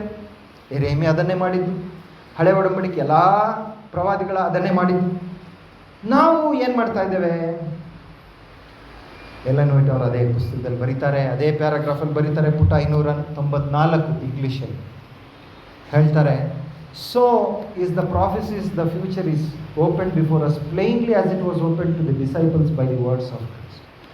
ಯೇಸು ಕ್ರಿಸ್ತನ ಮಾತುಗಳಲ್ಲಿ ಹೇಗೆ ಪ್ರವಾದನೆಗಳು ಶಿಷ್ಯರಿಗೆ ಬಹಳ ಸ್ಪಷ್ಟವಾಗಿ ತಿಳಿಸಲ್ಪಟ್ಟಿತ್ತೋ, ಹಾಗೆಯೇ ನಮಗೂ ಕೂಡ ಮುಂದಾಗುವುದನ್ನು ದೇವರು ತಿಳಿಸ್ಕೊಟ್ಟಿದ್ದಾನೆ. ಮುಂದೆ ಯಾವ ಕಾಲದಲ್ಲಿ ಹೇಗೆ ಕೃಪೆಯ ಕಾಲ ತೀರಿ ಹೋಗುತ್ತೆ, ಹೇಗೆ ಆ ಮಹಾ ಸಂಕಟದ ಕಾಲ ಪ್ರಾರಂಭ ಆಗುತ್ತೆ, ಅದಕ್ಕೆ ನಾವು ಹೇಗೆ ಸಿದ್ಧಗೊಳ್ಳಬೇಕು ಎಂಬುದು ನಮಗೆ ಬಹಳ ಸ್ಪಷ್ಟವಾಗಿ ಬೈಬಲಲ್ಲಿ ತಿಳಿಸಲ್ಪಟ್ಟಿದೆ. ಆದರೆ ಮಲ್ಟಿಟ್ಯೂಡ್ಸ್ ಅಂತಂದರೆ ಅನೇಕರು ಹೇಗಿದ್ದಾರೆ ಅಂತಂದರೆ, ಈ ಬಹಳ ಪ್ರಾಮುಖ್ಯವಾದ ಸತ್ಯಗಳ ವಿಷಯದಲ್ಲಿ ಅವು ಏನು ತಿಳಿಸಲ್ಪಟ್ಟಿಲ್ಲವೋ ಎಂಬಂತೆ ಅವರು ನಿರಾಳರಾಗಿದ್ದಾರೆ. ಏನು ತಿಳಿಸೇ ಇಲ್ವೇನೋ ಮುಂದೆ ಏನಾಗುತ್ತೆ ಅನ್ನೋ ರೀತಿಯಲ್ಲಿ ಇದ್ದಾನೆ. ಸೈತಾನ Satan watches to catch away every impression that would make them wise unto salvation, and the time of trouble will find them unready. ಆ ಮಹಾ ಸಂಕಟದ ಕಾಲ ಬಂದಾಗ ನಾವು ತಯಾರಿರೋದಿಲ್ಲ. ಯಾಕೆ ಅಂತಂದರೆ ಸೈತಾನ ಈಗ ನಾವು ಪ್ರವಾದನೆಗಳನ್ನ ಕಲ್ತ್ಕೊಳ್ಳೋದಕ್ಕಿರುವಂಥ ಅವಕಾಶಗಳನ್ನೆಲ್ಲ ಆತನು ಕಸ್ದುಕೊಳ್ತಾ ಇದ್ದಾನೆ. ಸೈತಾನ ಎಲ್ಲ ನಮ್ಮನ್ನು ಆತನು ಅಡಿಗಡಿಗೂ ಕಾಯ್ಕೊಂಡಿದ್ದಾನೆ. ಇವ್ರನ್ನ ಹೆಂಗೆ ದಾರಿ ತಪ್ಪಿಸ್ಬೇಕು, ಪ್ರವಾದನೆಗಳನ್ನ ಓದಿದ್ರೆ ಇವರು ಬುದ್ಧಿವಂತರಾಗ್ಬಿಡ್ತಾರೆ ಅವನಿಗೆ ಗೊತ್ತು. ಆ ಶಿಷ್ಯರ ಥರ ನಿರಾಶರಾಗದೆ ಹೋಗ್ತಾರೆ. ಆ ದಾನಿಯೇಲ, ಶಾದ್ರಕ್, ಮೇಷಕ್, ಅಬೇದ್ನೆಗೋ ಥರ ಅವರು ಸ್ಥಿರವಾಗಿರ್ತಾರೆ ಗೊತ್ತು. ಅದಕ್ಕೆ ಪ್ರವಾದನೆಗಳು ನಮ್ಮ ಲೆಕ್ಕಕ್ಕೆ ಸಿಗಬಾರ್ದು, ಪ್ರವಾದನೆಗಳ ಅರ್ಥ ನಮ್ಗೆ ಆಗಬಾರ್ದು, ಪ್ರವಾದನೆಗಳನ್ನು ನಾವು ಓದಬಾರ್ದು, ಪ್ರವಾದನೆಗಳ ವಿಷಯದಲ್ಲಿ ನಮ್ಗೆ ಆಸಕ್ತಿನೂ ಇರಬಾರ್ದು. ಹಾಗೆ ನಮ್ಮನ್ನು ಹೆಜ್ಜೆಗೂ ನಮ್ಮನ್ನು ನಡೆಸ್ತಾನೆ. ಎಷ್ಟು ಜನಕ್ಕೆ ಅರ್ಥ ಆಗ್ತಾ ಇದೆ? ನನ್ನ ಸ್ಥಿತಿ ಏನು, ನಿಮ್ಮ ಸ್ಥಿತಿ ಏನು? ಎಷ್ಟು ಜನಕ್ಕೆ ಈಗ ಇಲ್ಲಿ ಕುಳಿತಿರುವವರಾದ ನಮ್ಮಲ್ಲಿ ನಾವು ಹೇಳ್ಕೊಳ್ತೇವೆ ನಾವು ಕ್ರೈಸ್ತರು ಅನೇಕ ವರ್ಷಗಳಿಂದ ಅಂತ. ಬಹುಶಃ ನಮ್ಮಲ್ಲಿ ಇನ್ನೂ ಸೆವೆಂತ್ ಅಡ್ವೆಂಟಿಸ್ಟ್ರಾಗಿಯೇ ನಾವು ಇಷ್ಟೊಂದು ವರ್ಷ ಆಯಿತು. ಬಹುಶಃ 30, 40, 50 ವರ್ಷ ಕಳೆದಿರೋರು ಇರಬಹುದಿಲ್ಲ. ಎಷ್ಟು ಜನಕ್ಕೆ ಈಗ ಮುಂದೆ ಏನು ನಡೆಯುತ್ತೆ? ನಮ್ಮಲ್ಲಿ ಈಗ ಇರಾನ್ ಯುದ್ಧ ನಡೀತಾ ಇತ್ತು, ಈಗ ಸ್ವಲ್ಪ ಮಧ್ಯೆ ನಿಂತಿದೆ. ಏನಂತ ಅಂದ್ಕೊಳ್ತೀವಿ ನಾವು? ಇದನ್ನು ಹೇಗೆ ವ್ಯಾಖ್ಯಾನ ಮಾಡ್ತೀವಿ? ನಮ್ಮಲ್ಲಿ ಯಾರೋ ಒಬ್ಬರು ಬೋಧಕರು ಪ್ರಸಂಗ ಮಾಡ್ತಾಯಿದ್ರು, ಏನೋ ಇಸ್ರಾಯೇಲರ ಜೊತೆ ಯೇಸು ಕ್ರಿಸ್ತನ್ ಇದ್ದಾನೆ, ಅದರಿಂದ ಅವರು ಯುದ್ಧದಲ್ಲಿ ಸೋಲ್ತಾನೆ ಇಲ್ಲ ಅಂತ. ಪ್ರವಾದನೆ ಹೇಳುತ್ತೆ ಇಸ್ರಾಯೇಲರನ್ನ ದೇವರು ಯೇಸು ಕ್ರಿಸ್ತನ್ ಸಾಯೋದಕ್ಕಿಂತ ಮುಂಚೆನೇ ತಿರಸ್ಕರಿಸ್ಬಿಟ್ಟ ಅಂತ ಮತ್ತಾಯ 23ನೇ ಅಧ್ಯಾಯದಲ್ಲಿ ಹೇಳಿ. ನೋಡಿ, ಇನ್ನೂ ಇಸ್ರಾಯೇಲರ ಜೊತೆ ಯೇಸು ಕ್ರಿಸ್ತನ್ ಇದ್ದಾನ? ಇಲ್ಲ. ಪ್ರವಾದನೆ ಭಾಳ ನಮಗೆ ಸ್ಪಷ್ಟವಾಗಿ ಹೇಳುತ್ತೆ. ಹಂಗಿದ್ರೆ ಈ ಯುದ್ಧದ ಪರಿಣಾಮವೇನು? ಮತ್ತಾಯ 24ನೇ ಅಧ್ಯಾಯದಲ್ಲಿ ಹೇಳಿದೆ. ಆಮೇಲೆ ಮುಂದೆ ಏನು? ದಾನಿಯೇಲದಲ್ಲಿ ಹೇಳಿದೆ, ಪ್ರಕಟಣೆ ಪುಸ್ತಕದಲ್ಲಿ ಹೇಳಿದೆ. ಎಷ್ಟು ಜನಕ್ಕೆ ನಾವು ಇವುಗಳನ್ನ ಅರ್ಥ ಮಾಡ್ಕೊಳ್ತಾ ಇದ್ದೇವೆ? ಯುದ್ಧ ನಡೀತಾ ಇದೆ, ನಮಗೆ ಗ್ಯಾಸ್ ಇಲ್ಲ, ಪೆಟ್ರೋಲ್ ಇಲ್ಲ, ಅಷ್ಟೇನಾ ಯೋಚನೆ ನಮ್ಮದು? ಮುಂದೆ ನಮಗೆ ಊಟ ಇರಲ್ಲ, ಅಷ್ಟೇನಾ? ಇಷ್ಟಕ್ಕೆ ಕಂಗಾಲಾಗ್ಬಿಟ್ಟಿದ್ದೇವೆ ನಾವು? ಪ್ರಿಯರೇ, ಇವತ್ತು ನಡೆಯುವಂತಹ ಘಟನೆಗಳು 2000 ವರ್ಷದ ಹಿಂದೆ, ದಾನಿಯೇಲನಿಗೆ 2500 ವರ್ಷಗಳ ಹಿಂದೆ ಪ್ರಕಟಣೆ ಆಯಿತು. ಹನೋಕನಿಗೆ ಕೆಲವು ವಿಷಯಗಳು ಪ್ರಕಟಣೆ ಆಯಿತು, ಮೋಶೆಗೆ ಪ್ರಕಟಣೆ ಆಯಿತು. ನಾವು ಹೇಗಿದ್ದೇವೆ? ಮಂದ ಹೃದಯರು. ಪ್ರವಾದಿಗಳು ಹೇಳಿದ್ದೆಲ್ಲವನ್ನು ನಂಬುವುದರಲ್ಲಿ ಮಂದ ಹೃದಯರಾಗಿದ್ದೇವೋ? ನಮಗೆ ಬೇಡ. ನಾನು ಯಾವಾಗಲೂ ಹೇಳ್ತೇನೆ ಅಲ್ವಾ, ನಾವು ಸತ್ಯವೇದನ ಹಿಡ್ಕೊಂಡು ಬರೋದಿಲ್ಲ ಚರ್ಚ್ಗೆ. ಬೇಡ, ನಮಗೆ ಪ್ರವಾದನೆಗಳು ಬೇಡ ಅಂತ ಅದ್ರ. ಮತ್ತು ಹೆಂಗೆ ಆ ಮಹಾ ಸಂಕಟದ ಕಾಲ ಬಂದಾಗ ಹೆಂಗೆ ನಾವು ಅದನ್ನು ನಿಭಾಯಿಸೋದು? ಆಗೋದಿಲ್ಲ, ಶರಣಾಗ್ಬಿಡ್ತಾರೆ. ಸೈತಾನನಿಗೆ ಗೊತ್ತು ನಮ್ಮನ್ನು ಹೆಂಗೆ ಅದುಮಿ ಹಿಡ್ಕೊಳ್ಬೇಕು ಅಂತ, ಹೆಂಗೆ ನಮ್ಮನ್ನು ಮಟ್ಟ ಹಾಕಬೇಕು. ನಮಗೆ ಇರುವಂತಹ ಅಶ್ರದ್ಧೆಯೇ ನಮ್ಮ ಸಾವಿಗೆ, ನಮ್ಮ ದುರ್ಗತಿಗೆ ಕಾರಣ ಆಗುತ್ತೆ ಅನ್ನೋದು ಆತನಿಗೆ ಗೊತ್ತು. ಆ ಅಶ್ರದ್ಧೆಯಲ್ಲಿ ನಮ್ಮನ್ನು ಯಾವಾಗಲೂ ನಡೆಸ್ತಾ ಇರ್ತಾನೆ ಅನ್ನೋದನ್ನು ನಾವು ಅರ್ಥ ಮಾಡ್ಕೊಳ್ಬೇಕು. ಸಂಕಟದ ಕಾಲ ಯಾವಾಗ ಬರುತ್ತೆ? ಎಷ್ಟು ಜನ ಗೊತ್ತು? ಎಷ್ಟು ಜನ ಗೊತ್ತು? ಕೈ ಎತ್ತಿ. ಕೃಪೆ ಕಾಲ ಯಾವಾಗ ಮುಕ್ತಾಯ ಆಗುತ್ತೆ ಗೊತ್ತಿದ್ರೆ ಕೈ ಎತ್ತಿ. ಹಂಗೆ ಕೈ ಎತ್ತಾ ಹೋಗಿ. ಯಾರ್ದು ಕೈ ಕಾಣ್ತಾ ಇಲ್ಲ ನನಗೆ. ಭಾನುವಾರ ಆಚರಣೆ ಕಾನೂನು ಯಾವಾಗ ಬರುತ್ತೆ? ತಪ್ಪಿಸ್ಕೊಳ್ಬೇಕಂದ್ರೆ ಅದರಿಂದ ನಾವು ಮೋಸ ಹೋಗ್ಬಾರ್ದಂದ್ರೆ ಏನು ಮಾಡಬೇಕು? ಎಷ್ಟು ಜನ ಗೊತ್ತು? ಭಾನುವಾರ ಆಚರಣೆ ಹಿಂಗಾರು ಮಳೆ ಯಾವಾಗ ಬೀಳುತ್ತೆ? ಹಿಂಗಾರು ಮಳೆ ಪಡ್ಕೊಳ್ಬೇಕಂದ್ರೆ ಏನು ಮಾಡಬೇಕು? ಯೇಸು ಕ್ರಿಸ್ತನ ಬರೋಣ ಯಾವಾಗುತ್ತೆ? 7 ಉಪದ್ರವಗಳು ಯಾವಾಗ ಬೀಳುತ್ತೆ? ನಾನು 7 ಉಪದ್ರವಗಳಲ್ಲಿ ಭಾಗಿಯಾಗ್ತೇನೋ ಅಥವಾ ನಾನು ಜೀವ ಸ್ವರೂಪನಾದ ದೇವರ ಮುದ್ರೆಯನ್ನು ಹೊಂದಿರ್ತೇನೋ ಎಷ್ಟು ಜನಕ್ಕೆ ಗೊತ್ತಿಲ್ಲ. ಮುಂದೇನು? ಪ್ರವಾದಿಗಳು ಹೇಳಿದ್ದೆಲ್ಲವನ್ನು ನಂಬದೆ ಹೋದ್ಮೇಲೆ ಮುಂದೆ ಅದನ್ನು ಹುಡುಕ್ತಾ ಇಲ್ಲ ಅಂದಮೇಲೆ ಮುಂದೆ ಯಾರ ಇಷ್ಟವನ್ನು ನಾವು ನೆರವೇರಿಸ್ತಾ ಇದ್ದೇವೆ? ಇದು ಯಾವುದನ್ನು ತಿಳ್ಕೊಳ್ಳೋದು? ಯಾರ ಇಷ್ಟವನ್ನು? ಪ್ರಕಟಣೆ 1ನೇ ಅಧ್ಯಾಯ 3ನೇ ವಚನ ಏನು ಹೇಳುತ್ತೆ? ಇವುಗಳನ್ನು 1ನೇ ಅಧ್ಯಾಯ 3ನೇ ವಚನ ಪ್ರಕಟಣೆ ಪುಸ್ತಕ ಏನು ಹೇಳುತ್ತೆ? ಇವುಗಳನ್ನು ಓದುವವನು, ಕೇಳುವವನು, ಕೈಗೊಂಡು ನಡೆಯುವವನು. ಇನ್ನೂ ಒಂದಿದೆ ಸರ್, ಮರ್ತ್ಬಿಟ್ನ ನಾನು, ಅಥವಾ ನೀನು ಮರ್ತ್ಬಿಟ್ಟು. ಈ ಪ್ರವಾದನೆ ವಾಕ್ಯಗಳನ್ನು ಓದುವಂಥವನು, ಕೇಳುವಂಥವರು, ಈ ಪ್ರವಾದನೆಯಲ್ಲಿ ಬರೆದಿರುವ ಮಾತುಗಳನ್ನು ಕೈಗೊಂಡು ನಡೆಯುವಂಥವರು ಧನ್ಯರು. ಓದನೇ ಇಲ್ಲ, ತಿಳ್ಕೊಂಡಿಲ್ಲ, ಕೈಗೊಂಡು ನಡೆಯೋದಿಲ್ಲ, ಮತ್ತು ಧನ್ಯರಾಗೋದು ಯಾವಾಗ? ಹೇಗೆ? ನಿಮ್ಮ ಸ್ಥಿತಿ ನನ್ನ ಸ್ಥಿತಿ ಗಂಭೀರವಾಗಿದೆಯೋ ಇಲ್ಲವೋ? ಪ್ರವಾದನೆಗಳು ಓದುವಂಥವನು, ಕೇಳುವಂಥವನು, ಅದರ ಪ್ರಕಾರ ನಡ್ಕೊಳ್ಳುವಂಥವನು ಧನ್ಯನು. ಯಾಕೆಂತಂದರೆ ವಾಕ್ಯ ಹೇಳುತ್ತೆ ಅವು ನೆರವೇರುವ ಸಮಯವು ಸಮೀಪವಾಗಿದೆ. ಯೋಹಾನನ ಕಾಲದಲ್ಲಿ 2000 ವರ್ಷಗಳ ಹಿಂದೆ ಇದು ಸಮೀಪವಾಗಿತ್ತು. ಈಗ ನನಗೆ ಎಷ್ಟು ಸಮೀಪವಾಗಿದೆ ಪ್ರಿಯರೇ? ಎಷ್ಟು ಜನ ನನ್ನ ನಿಮ್ಮ ಸ್ವಂತ ರಕ್ಷಣೆಯನ್ನು ಎಷ್ಟು ಜನ ಬಹಳ ಗಂಭೀರವಾಗಿ ತೆಗೆದುಕೊಂಡಿದ್ದೀರ? ಪರಲೋಕಕ್ಕೆ ಸೇರಬೇಕು ಅಂತ ಅಭಿಲಾಷೆ ಎಷ್ಟು ಜನಲ್ಲಿ? ನಿಮ್ಮೆಲ್ಲರಲ್ಲಿಯೂ ನನ್ನೆಲ್ಲರಲ್ಲಿಯೂ ಇದೆ ಅಭಿಲಾಷೆ. ಆದರೆ ಅದಕ್ಕೋಸ್ಕರ ಎಷ್ಟು ಜನ ಪ್ರಯತ್ನ ಪಡ್ತಾ ಇದ್ದೀವಿ ನೋಡಿ. ನಮ್ಮ ಸ್ಥಿತಿ ಹೇಗಿದೆ? ಆದರೆ ಪರಲೋಕಕ್ಕೆ ಹೋಗಬೇಕು ಅಂತ ಬಯಸ್ತಾ ಇದ್ದೇವೆ. ವಾಸ್ತವಾಂಶ ಬೇರೆ ಇದೆ, ನಾವು ಬೇರೆ ಏನನ್ನೋ ನಿರೀಕ್ಷಿಸ್ತಾ ಇದ್ದೇವೆ. ಇವುಗಳನ್ನ ಓದದೆ, ತಿಳ್ಕೊಳ್ಳದೆ, ಅರ್ಥ ಮಾಡ್ಕೊಳ್ಳದೆ, ಇವುಗಳನ್ನ ಪಾಲನೆ ಮಾಡದೆ ಪರಲೋಕಕ್ಕೆ ಹೋಗೋದು ಹೇಗೆ? ಯಾರಾದರೂ ಬುದ್ಧಿವಂತರು ಮಾತಾಡ್ತೀರ?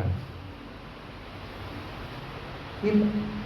ಯಾಕೆಂತಂದರೆ ಬುದ್ಧಿ ಇರೋದೆಲ್ಲವೂ ಪ್ರವಾದಿಗಳ ಗ್ರಂಥದಲ್ಲಿ.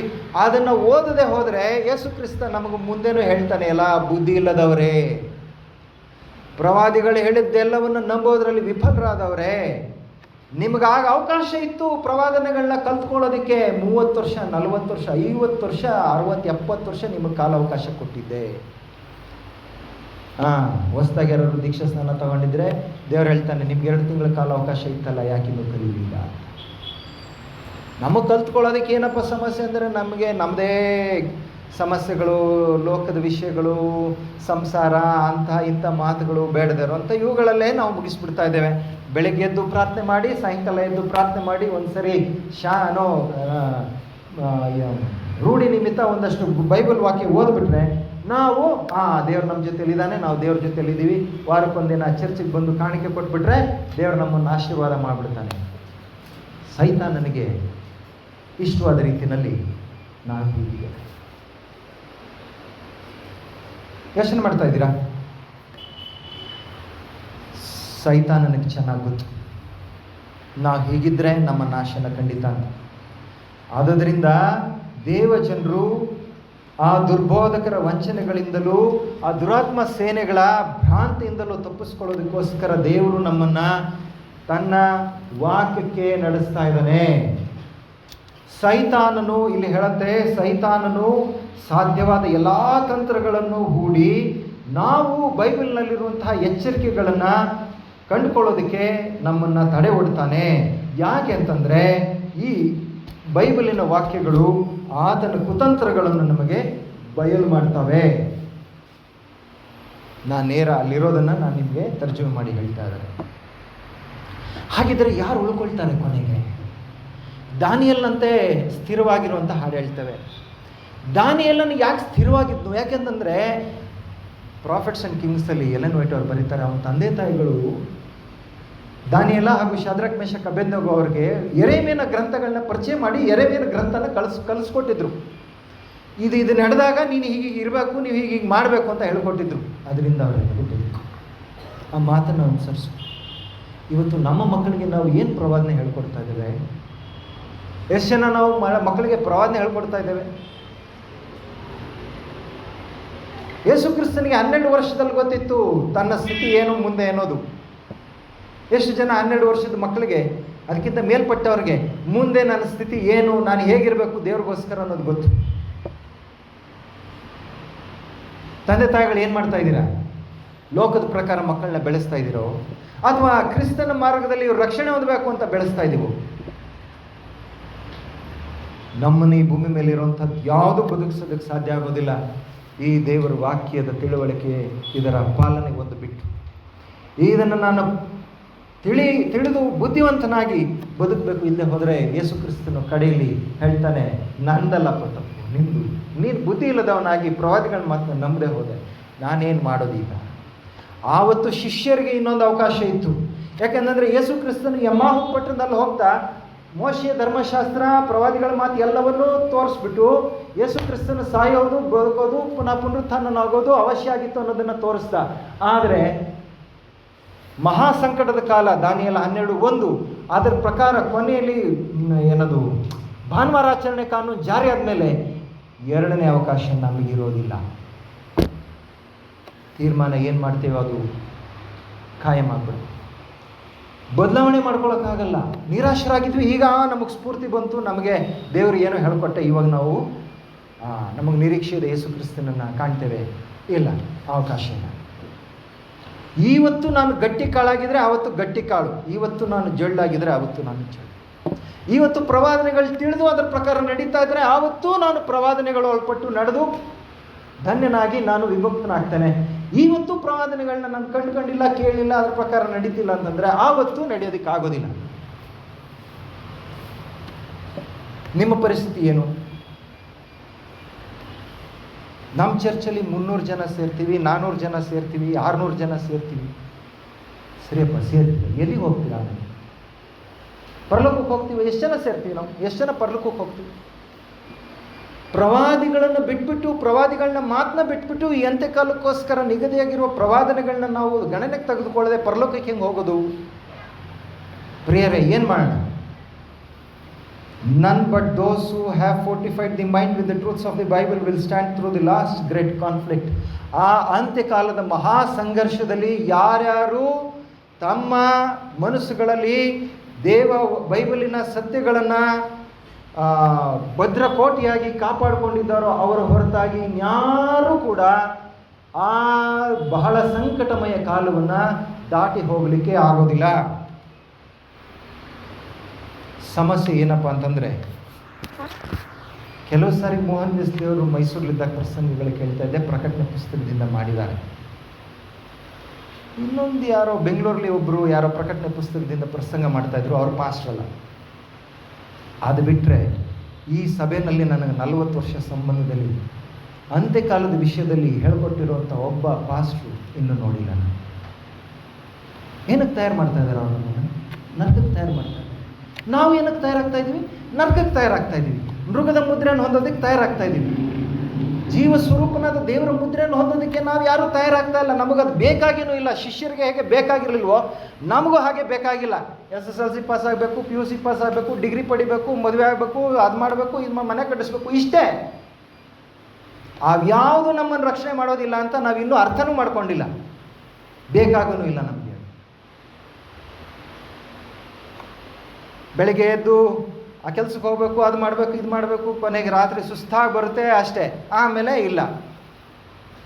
ನನ್ನ ಸಮಯ, ದೇವರು ನನಗೆ ಸಮಯವನ್ನು ಏನು ಕೊಟ್ಟಿದ್ದಾನೆ? ಸಮಯ ನಂದಲ್ಲ. ಮೊದಲನೇದಾಗಿ ನೆನ್ಪಿಟ್ಕೊಳ್ಬೇಕು, ತನ್ನ ವಿಷಯದಲ್ಲಿ ನಾನು ಬುದ್ಧಿವಂತನಾಗಬೇಕು ಅನ್ನೋದಕ್ಕೋಸ್ಕರ ನಮಗೆ ಸಮಯ ಕೊಡಲ್ಪಟ್ಟಿದೆ. ನಾವು ಸಮಯವನ್ನೆಲ್ಲ ಲೋಕಕ್ಕೋಸ್ಕರ, ನನಗೋಸ್ಕರ, ನನ್ನ ಕುಟುಂಬಕ್ಕೋಸ್ಕರ, ನನ್ನ ಸ್ವಂತ ವಿಷಯಗಳಿಗೋಸ್ಕರ, ಹಣ ಸಂಪಾದನೆ, ಅದು ಸಂಪಾದನೆ, ಇದು ಸಂಪಾದನೆ, ಇವುಗಳಿಗೋಸ್ಕರ ನಾನು ಮೀಸಲಿಟ್ಟ ಮೇಲೆ ಲೋಕದವನಾಗಿ ನಾನು ಲೋಕದ ಜೊತೆ ಸಾಯ್ಬೇಕು, ಅಷ್ಟೇ ತಾನೇ. ಬೇರೆ ಗತಿ ಹೇಗಿದೆ? ಸಿಗ್ಲಿಕ್ಕೆ ಸಾಧ್ಯ ಇಲ್ಲ. ಪ್ರಿಯರೇ, ನಾನು ನಿಮ್ಮನ್ನು ಗಾಬರಿಗೊಳಿಸ್ತಾ ಇಲ್ಲ, ಆದರೆ ಎಚ್ಚರ ಪಡಿಸ್ತಾ ಇದ್ದೇನೆ. ಎಲೆನ್ ವೈಟ್ ಅವ್ರು ಹೇಳ್ತಾರೆ, sleeping ministers are preaching to the sleeping people ಅಂತ. ಎಲೆನ್ ವೈಟ್ ಅವ್ರು ಏನು ಬರೀತಾರೆ? ನಿದ್ದೆ ಮಾಡ್ತಾ ಇರುವಂತಹ ಮಿನಿಸ್ಟರ್ಗಳು ಅಂದರೆ ಸೇವಕರು ನಿದ್ದೆ ಮಾಡ್ತಾ ಇರುವಂತಹ ಸಭಿಕರಿಗೆ ಪ್ರಸಂಗ ಮಾಡ್ತಾ ಇದ್ದಾರೆ ಅಂತ. ನಾನು 40 ವರ್ಷದಲ್ಲಿ ಇದೇನೇ ನೋಡಿರೋದು. ಹಿಂಗಾಗುತ್ತೆ, ಹಂಗಾಗುತ್ತೆ, ಅದು ನಡೆಯುತ್ತೆ, ಇದು ನಡೆಯುತ್ತೆ ಹೇಳೋರಿದ್ದಾರೆ. ಹೆಂಗೆ ತಯಾರಾಗೋದು ಹೇಳ್ಕೊಡೋರು ಯಾರು? ಅದು ಬಂದಾಗ ಏನು ಮಾಡಬೇಕು ಹೇಳ್ಕೊಡೋರು ಯಾರೂ ಇಲ್ಲ. ಹೆಂಗೆ ನಿಂತ್ಕೊಳ್ಬೇಕು ಹೇಳ್ಕೊಡೋರು ಯಾರೂ ಇಲ್ಲ. ಸರಿ, ಹೇಳ್ಕೊಡೋರು ಯಾರೂ ಇಲ್ಲ ಅಂತ ಯೇಸು ಕ್ರಿಸ್ತನಿಗೆ ನಾವು ಹೇಳೋದಕ್ಕಾಗೋದಿಲ್ಲ. ಯಾಕೆಂದರೆ ಈ ಗ್ರಂಥ ನನ್ನ ಕೈಯಲ್ಲಿತ್ತು. ನಾನು ಅದಕ್ಕೆ ಸಾರಿ ಯಾವಾಗಲೂ ಹೇಳೋದು, ದೈವ ಗ್ರಂಥಗಳನ್ನ ಹುಡುಕಿ ಬುದ್ಧಿವಂತರಾಗಿ. ದೇವ್ರ ವಾಕ್ಯನೇ ಬೇಡದೆ ಹೋದ್ಮೇಲೆ ರಕ್ಷಣೆ ಹೆಂಗೆ ಸಿಗುತ್ತೆ?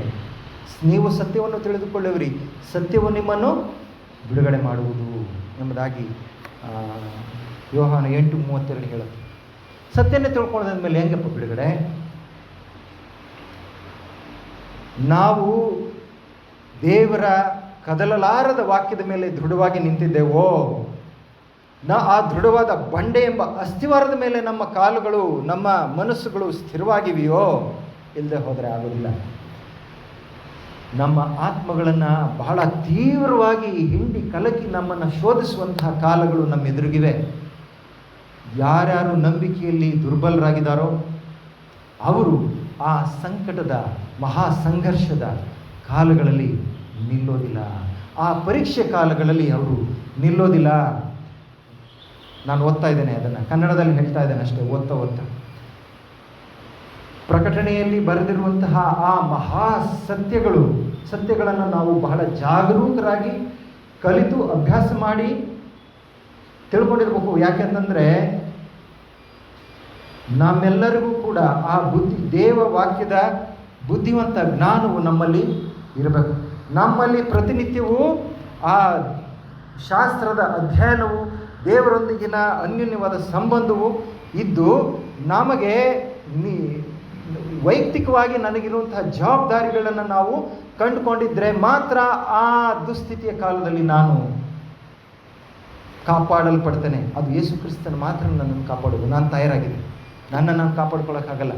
ಈ ವಾಕ್ಯಗಳು ನನ್ನ ಹೃದಯದಲ್ಲಿದ್ದರೆ, ಅದರ ಪ್ರಕಾರ ನಾನು ನಡ್ಕೊಳ್ತಿದ್ರೆ ಯೇಸು ಕ್ರಿಸ್ತನು ಆವತ್ತು ನನ್ನನ್ನು ಕಾಪಾಡ್ತಾನೆ. ಆದರೆ ಅಂದು ಯೇಸು ಕ್ರಿಸ್ತನ ಕಾಲದಲ್ಲಿ, ಅದಕ್ಕಿಂತ ಹಿಂದೆ ಯೆರೆಮೀಯನ ಕಾಲದಲ್ಲಿ, ಅದಕ್ಕಿಂತ ಹಿಂದೆ ಮೋಶೆ ಕಾಲದಲ್ಲಿ, ಅದಕ್ಕಿಂತ ಹಿಂದೆ ನೋಹನ ಕಾಲದಲ್ಲಿ ಹೇಗೆ ಪ್ರವಾದಿಗಳ ಮಾತಿಗೆ ಕಿಂಚಿತ್ತೂ ಮರ್ಯಾದೆ ಇರಲಿಲ್ವೋ, ಹಾಗೆಯೇ ಇಂದೂ ಕೂಡ ದೊಡ್ಡ ಪ್ರಮಾಣದ ಜನರು ಏನು ಮಾಡ್ತಾ ಇದ್ದಾರೆ? ಸತ್ಯವನ್ನು ತಿಳ್ಕೊಳ್ಳೋದರಿಂದ ಕಿವಿಗಳನ್ನು ತಿರುಗಿಸಿ ಸುಳ್ಳು ಕಥೆಗಳನ್ನು, ಕಟ್ಟು ಕಥೆಗಳನ್ನು ಕೇಳಿಸ್ಕೊಳ್ಳೋದಕ್ಕೆ ತಮ್ಮ ಮನಸ್ಸುಗಳನ್ನ ತೊಡಗ್ತಾ ಇದ್ದಾರೆ.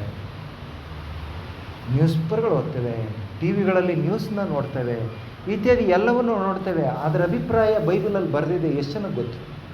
ಮುಂದೆ ನಾನು ಏನು ಮಾಡಬೇಕು?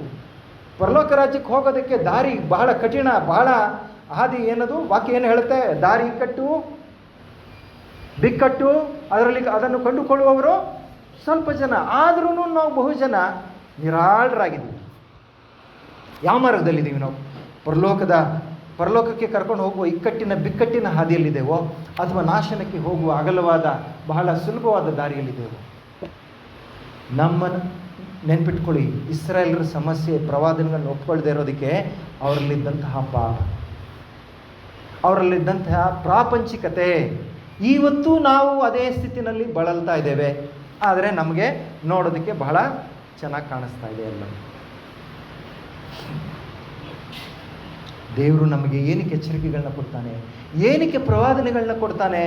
ಏನಕ್ಕೆ ಅಂದರೆ ನಾವು ಬುದ್ಧಿವಂತರಾಗಿ ಮುಂದೆ ಬರುವಂತಹ ಸಂಕಟದ ಅಘಾತಮಯ ಸಮಯಗಳನ್ನ ತಪ್ಪಿಸ್ಕೊಳ್ಳಿ ಅನ್ನೋದಕ್ಕೋಸ್ಕರ. ಆದರೆ ನಾವು ಇವುಗಳ ಬಗ್ಗೆ ಕಿವಿ ಮಂದವುಳ್ಳವರಾಗಿ, ಹೃದಯ ಕೊಬ್ಬಿದವರಾಗಿದ್ದರೆ ದೇವರು ನಮ್ಮನ್ನು ಹೇಗೆ ಕಾಪಾಡ್ತಾನೆ? ಕಾಪಾಡ್ತಾನೆ. ಹೌದಲ್ಲ?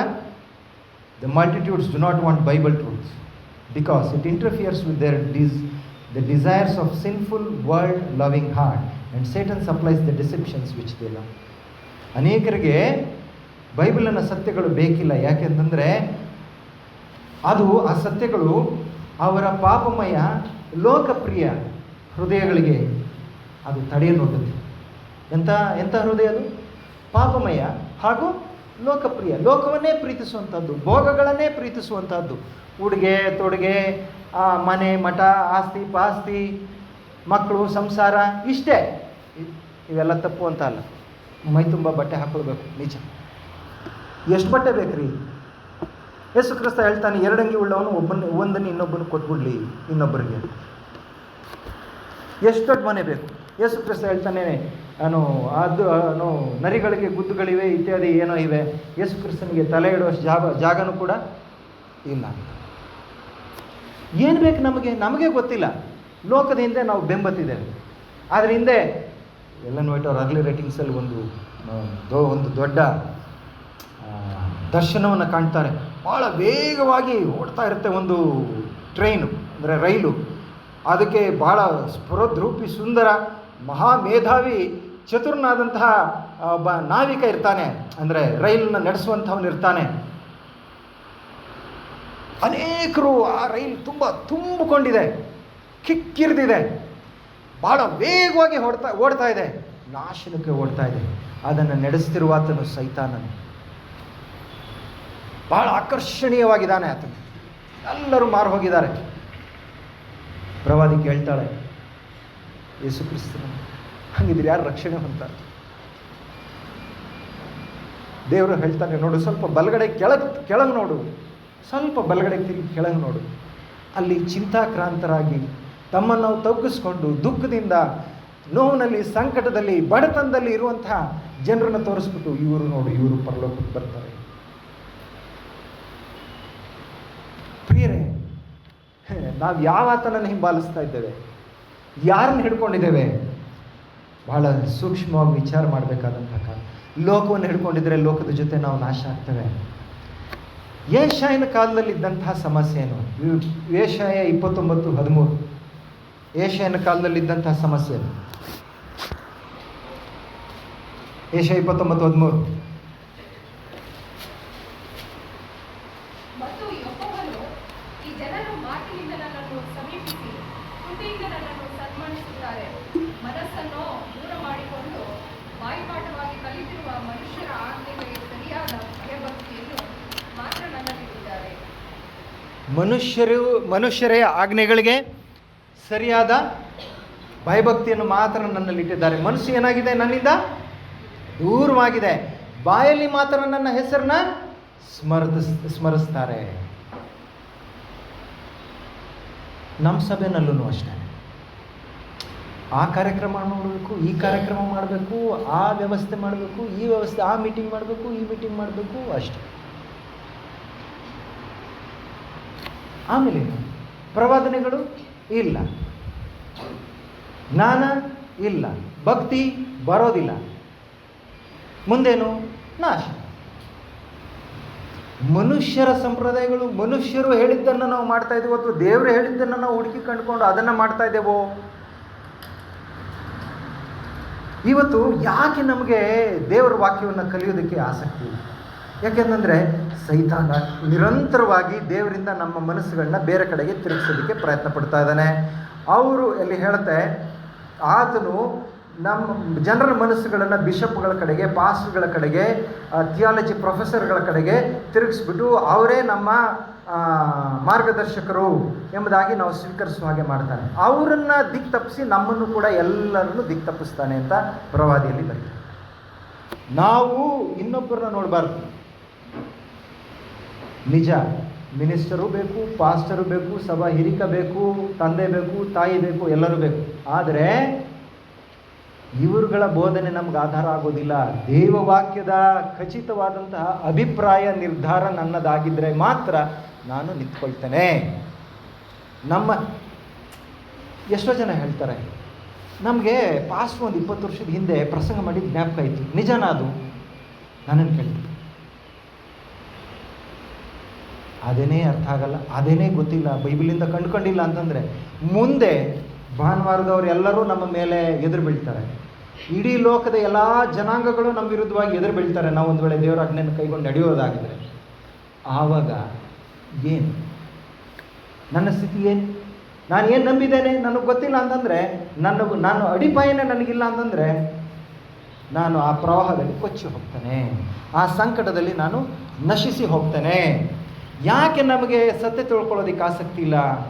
ಮಲ್ಟಿಟ್ಯೂಡ್ಸ್ do not want Bible truth ಅದು ನಾವು ಓದಿದ್ದೀವಲ್ವ. ಯಾಕೆಂತಂದರೆ ಈ ಲೋಕದ ಪಾಪಮಯ ಜೀವಿತವೇ ನಮಗೆ ಇಷ್ಟ, ಲೋಕದಲ್ಲಿರುವಂಥ ವಿಷಯಗಳೇ ನಮಗೆ ಇಷ್ಟ. ಮೋದಿ ಹಾಗೆ ಮಾಡಿದ, ಸಿದ್ದರಾಮಯ್ಯ ಅವ್ರು ಹೀಗೆ ಮಾಡಿದ್ರು, ಇನ್ಯಾರೋ ಹಾಗೆ ಮಾಡಿದ್ರು, ಅಥವಾ ನಮ್ಮ ಚರ್ಚಲ್ಲಿ ನಾಯಕರು ಹಾಗೆ ಮಾಡಿದ್ರು, ಹೀಗೆ ಮಾಡಿದ್ರು, ಇವುಗಳೇ ನಮಗೆ ತುಂಬಿಕೊಂಡಿವೆ. ಬಹುಶಃ ಶಾಲೆಯಲ್ಲಿ ಕೆಲಸ ಮಾಡೋರಿಗೆ ಅವ್ರು ಸರಿ ಇಲ್ಲ, ಇವ್ರು ಸರಿ ಇಲ್ಲ, ಅದು ಸರಿ ಇಲ್ಲ, ಇದು ಸರಿ ಇಲ್ಲ, ಇದೇ ತುಂಬಿಕೊಂಡಿದೆ. 1 ಕೊರಿಂಥ 2ನೇ ಅಧ್ಯಾಯ ತೆಗೆಯೋಣ, 2ನೇ ಅಧ್ಯಾಯ 13-15 ನೋಡೋಣ. ನಾನು ಯಾವುದು ಓದೋದು ಅದು ಮೋಸ್ಟ್ಲಿ 14 ಓದಿದ್ರೆ ಸರ್. 1 ಕೊರಿಂಥ 2 13-14. ಯಾಕೆ ನಮಗೆ ಬೈಬಲ್ ಓದಿದ್ರೆ ಅರ್ಥ ಆಗಲ್ಲ? ಯಾಕೆ ದಾನಿಯೇಲ ಪ್ರವಾದನೆ ಗ್ರಂಥಗಳು ಅರ್ಥ ಆಗಲ್ಲ? ಇವುಗಳನ್ನು ಮನುಷ್ಯ ಜ್ಞಾನವು ಕಲಿಸಿದ ಮಾತುಗಳಿಂದ ಹೇಳದೆ ದೇವರಾತ್ಮನೇ ಕಲಿಸಿಕೊಟ್ಟ ಮಾತುಗಳಿಂದ ಹೇಳಿ ಆತ್ಮ ಸಂಬಂಧವಾದವುಗಳನ್ನು ಆತ್ಮನಿಗೆ ಯುಕ್ತವಾದ ರೀತಿಯಲ್ಲಿ ವಿವರಿಸುತ್ತೇವೆ. 14ನೇ ವಚನ. ಪ್ರಾಕೃತ ಮನುಷ್ಯನು ದೇವರಾತ್ಮನ ವಿಷಯಗಳನ್ನು ಬೇಡವೆನ್ನುತ್ತಾನೆ. ಅವು ಅವನಿಗೆ ಹುಚ್ಚುಮಾಗಾಗಿ ತೋರುತ್ತವೆ. ಅವು ಆತ್ಮ ವಿಚಾರದಿಂದ ತಿಳಿಯತಕ್ಕವುಗಳಾಗಿರಲಾಗಿ ಅವನು ಅವುಗಳನ್ನು ಗ್ರಹಿಸಲಾರನು. ಅರ್ಥ ಆಯ್ತಲ್ಲ ನಮ್ಮ ಸಮಸ್ಯೆ? ಆತ್ಮಿಕ ವಿಷಯಗಳನ್ನ ಹೇಗೆ ಏನು ಹೇಳುತ್ತೆ? ಪ್ರಾಕೃತ ಮನುಷ್ಯನು ದೇವರಾತ್ಮನ ವಿಷಯಗಳನ್ನು ಬೇಡವೆನ್ನುತ್ತಾನೆ. ಬೈಬಲ್ ನಮಗೆ ಬೇಡ, ಪ್ರವಾದನೆಗಳು ನಮಗೆ ಬೇಡ. ಯಾಕೆಂದರೆ ನಾವು ಪ್ರಾಕೃತ ಮನುಷ್ಯರು ಅಂದರೆ ಲೌಕಿಕ ಭಾವದಲ್ಲಿರುವಂಥವ್ರು, ಶರೀರಾಧೀನ ಸ್ವಭಾವದಲ್ಲಿರುವಂಥವ್ರು. ಕೊಲೆ, ಹೊಟ್ಟೆ ಕಿಚ್ಚು, ಮೋಸ, ಹಾಗೆತನ, ಸುಳ್ಳು, ವಕ್ರತೆ ಇತ್ಯಾದಿ ಎಲ್ಲವೂ. ಈ ಪ್ರಾಕೃತ ಮನುಷ್ಯರಿಗೆ ದೇವ್ರ ವಾಕ್ಯ ಇಷ್ಟ ಆಗೋದಿಲ್ಲ. ಅದು ಹುಚ್ಚು ಮಾತು. ಅದನ್ನು ಬೇಡ ಅಂತಾನೆ. ಅವು ಆತ್ಮ ವಿಚಾರದಿಂದ ತಿಳಿಯತಕ್ಕವುಗಳಾಗಿರಲಾಗಿ ಅವುಗಳನ್ನು ಗ್ರಹಿಸಲಾರನು. ಪರಿಶುದ್ಧಾತ್ಮ ನನ್ನಲ್ಲಿದ್ದರೆ ಮಾತ್ರ ನಾನು ಅದನ್ನು ಗ್ರಹಿಸೋದಕ್ಕಾಗೋದು. ಪರಿಶುದ್ಧಾತ್ಮ ನನ್ನಲ್ಲಿಲ್ಲ ಅಂದರೆ ಓದ್ತೇನೆ, ಅರ್ಥ ಆಗಲ್ಲ. ಬೈಬಲ್ ನಾವೆಲ್ಲರೂ ದಿನ ಬೆಳಿಗ್ಗೆ ಸಾಯಂಕಾಲ ಬಹುಶಃ ಓದ್ತಾ ಇರ್ಬೋದು, ಅರ್ಥ ಆಗಲ್ಲ. ಯಾಕಂದರೆ ಮೊದಲನೇದಾಗಿ ನನ್ನಲ್ಲಿ ಪ್ರಾಕೃತತೆ ಹೋಗಬೇಕು, ಪ್ರಾಪಂಚಿಕತೆ ಹೋಗಬೇಕು, ಶರೀರಾಧೀನ ಸ್ವಭಾವ ಬಿಟ್ಟು ಹೋಗಬೇಕು. ಮೊದಲು ನಾನು ಕ್ರಿಸ್ತನಲ್ಲಿ ತಗ್ಗಿಸ್ಕೊಂಡು ನನ್ನ ಪಾಪಗಳನ್ನೆಲ್ಲ ಬಿಡಬೇಕು. ಆಮೇಲೆ ದಾನಿಯೇಲ ಪ್ರಕಟಣೆ ಪುಸ್ತಕಗಳಾಗಲಿ, ಬೇರೆ ಶಾಸ್ತ್ರದ ಯಾವುದೇ ವಚನಗಳಾಗಲಿ ನಮಗೆ ಅರ್ಥ ಆಗೋದು. ನಮ್ಮ ಮನಸ್ಸು ಉಣ್ಣೋದು, ತಿನ್ನೋದು, ತೊಟ್ಕೊಳ್ಳೋದು, ಕುಡಿಯೋದು ಈ ವಿಷಯಗಳಲ್ಲಿದ್ದರೆ ನಮಗೆ ಅರ್ಥ ಆಗೋದಿಲ್ಲ. ನನಗೆ ಮೈಸೂರಿನಲ್ಲಿ ಒಬ್ಬರು ಎಲ್ರು ಕೇಳಿದರು ಅವ್ರ ಮಗನ ದೀಕ್ಷಾ ಸ್ನಾನದ ಹಿಂದಿನ ದಿನ ಅಥವಾ ದೀಕ್ಷಾ ಸ್ನಾನ ಆದಮೇಲೇನೋ ಹೋಗಿದ್ದೆ ಅವ್ರ ಮನೆಗೆ. ಅವ್ರು ಕೇಳಿದರು, ಜೋಶ್ವಾ, ನನಗೆ ದಾನಿಯೇಲ ಪ್ರಕಟಣೆ ಪುಸ್ತಕ ಅರ್ಥನೇ ಆಗೋದಿಲ್ವ? ಅರ್ಥನೇ ಆಗ್ತಾಯಿಲ್ಲ, ಹಾಗಿದ್ರೆ ನಾನು ಪರಲೋಕಕ್ಕೆ ಸೇರೋದಿಲ್ವ ಅಂತ.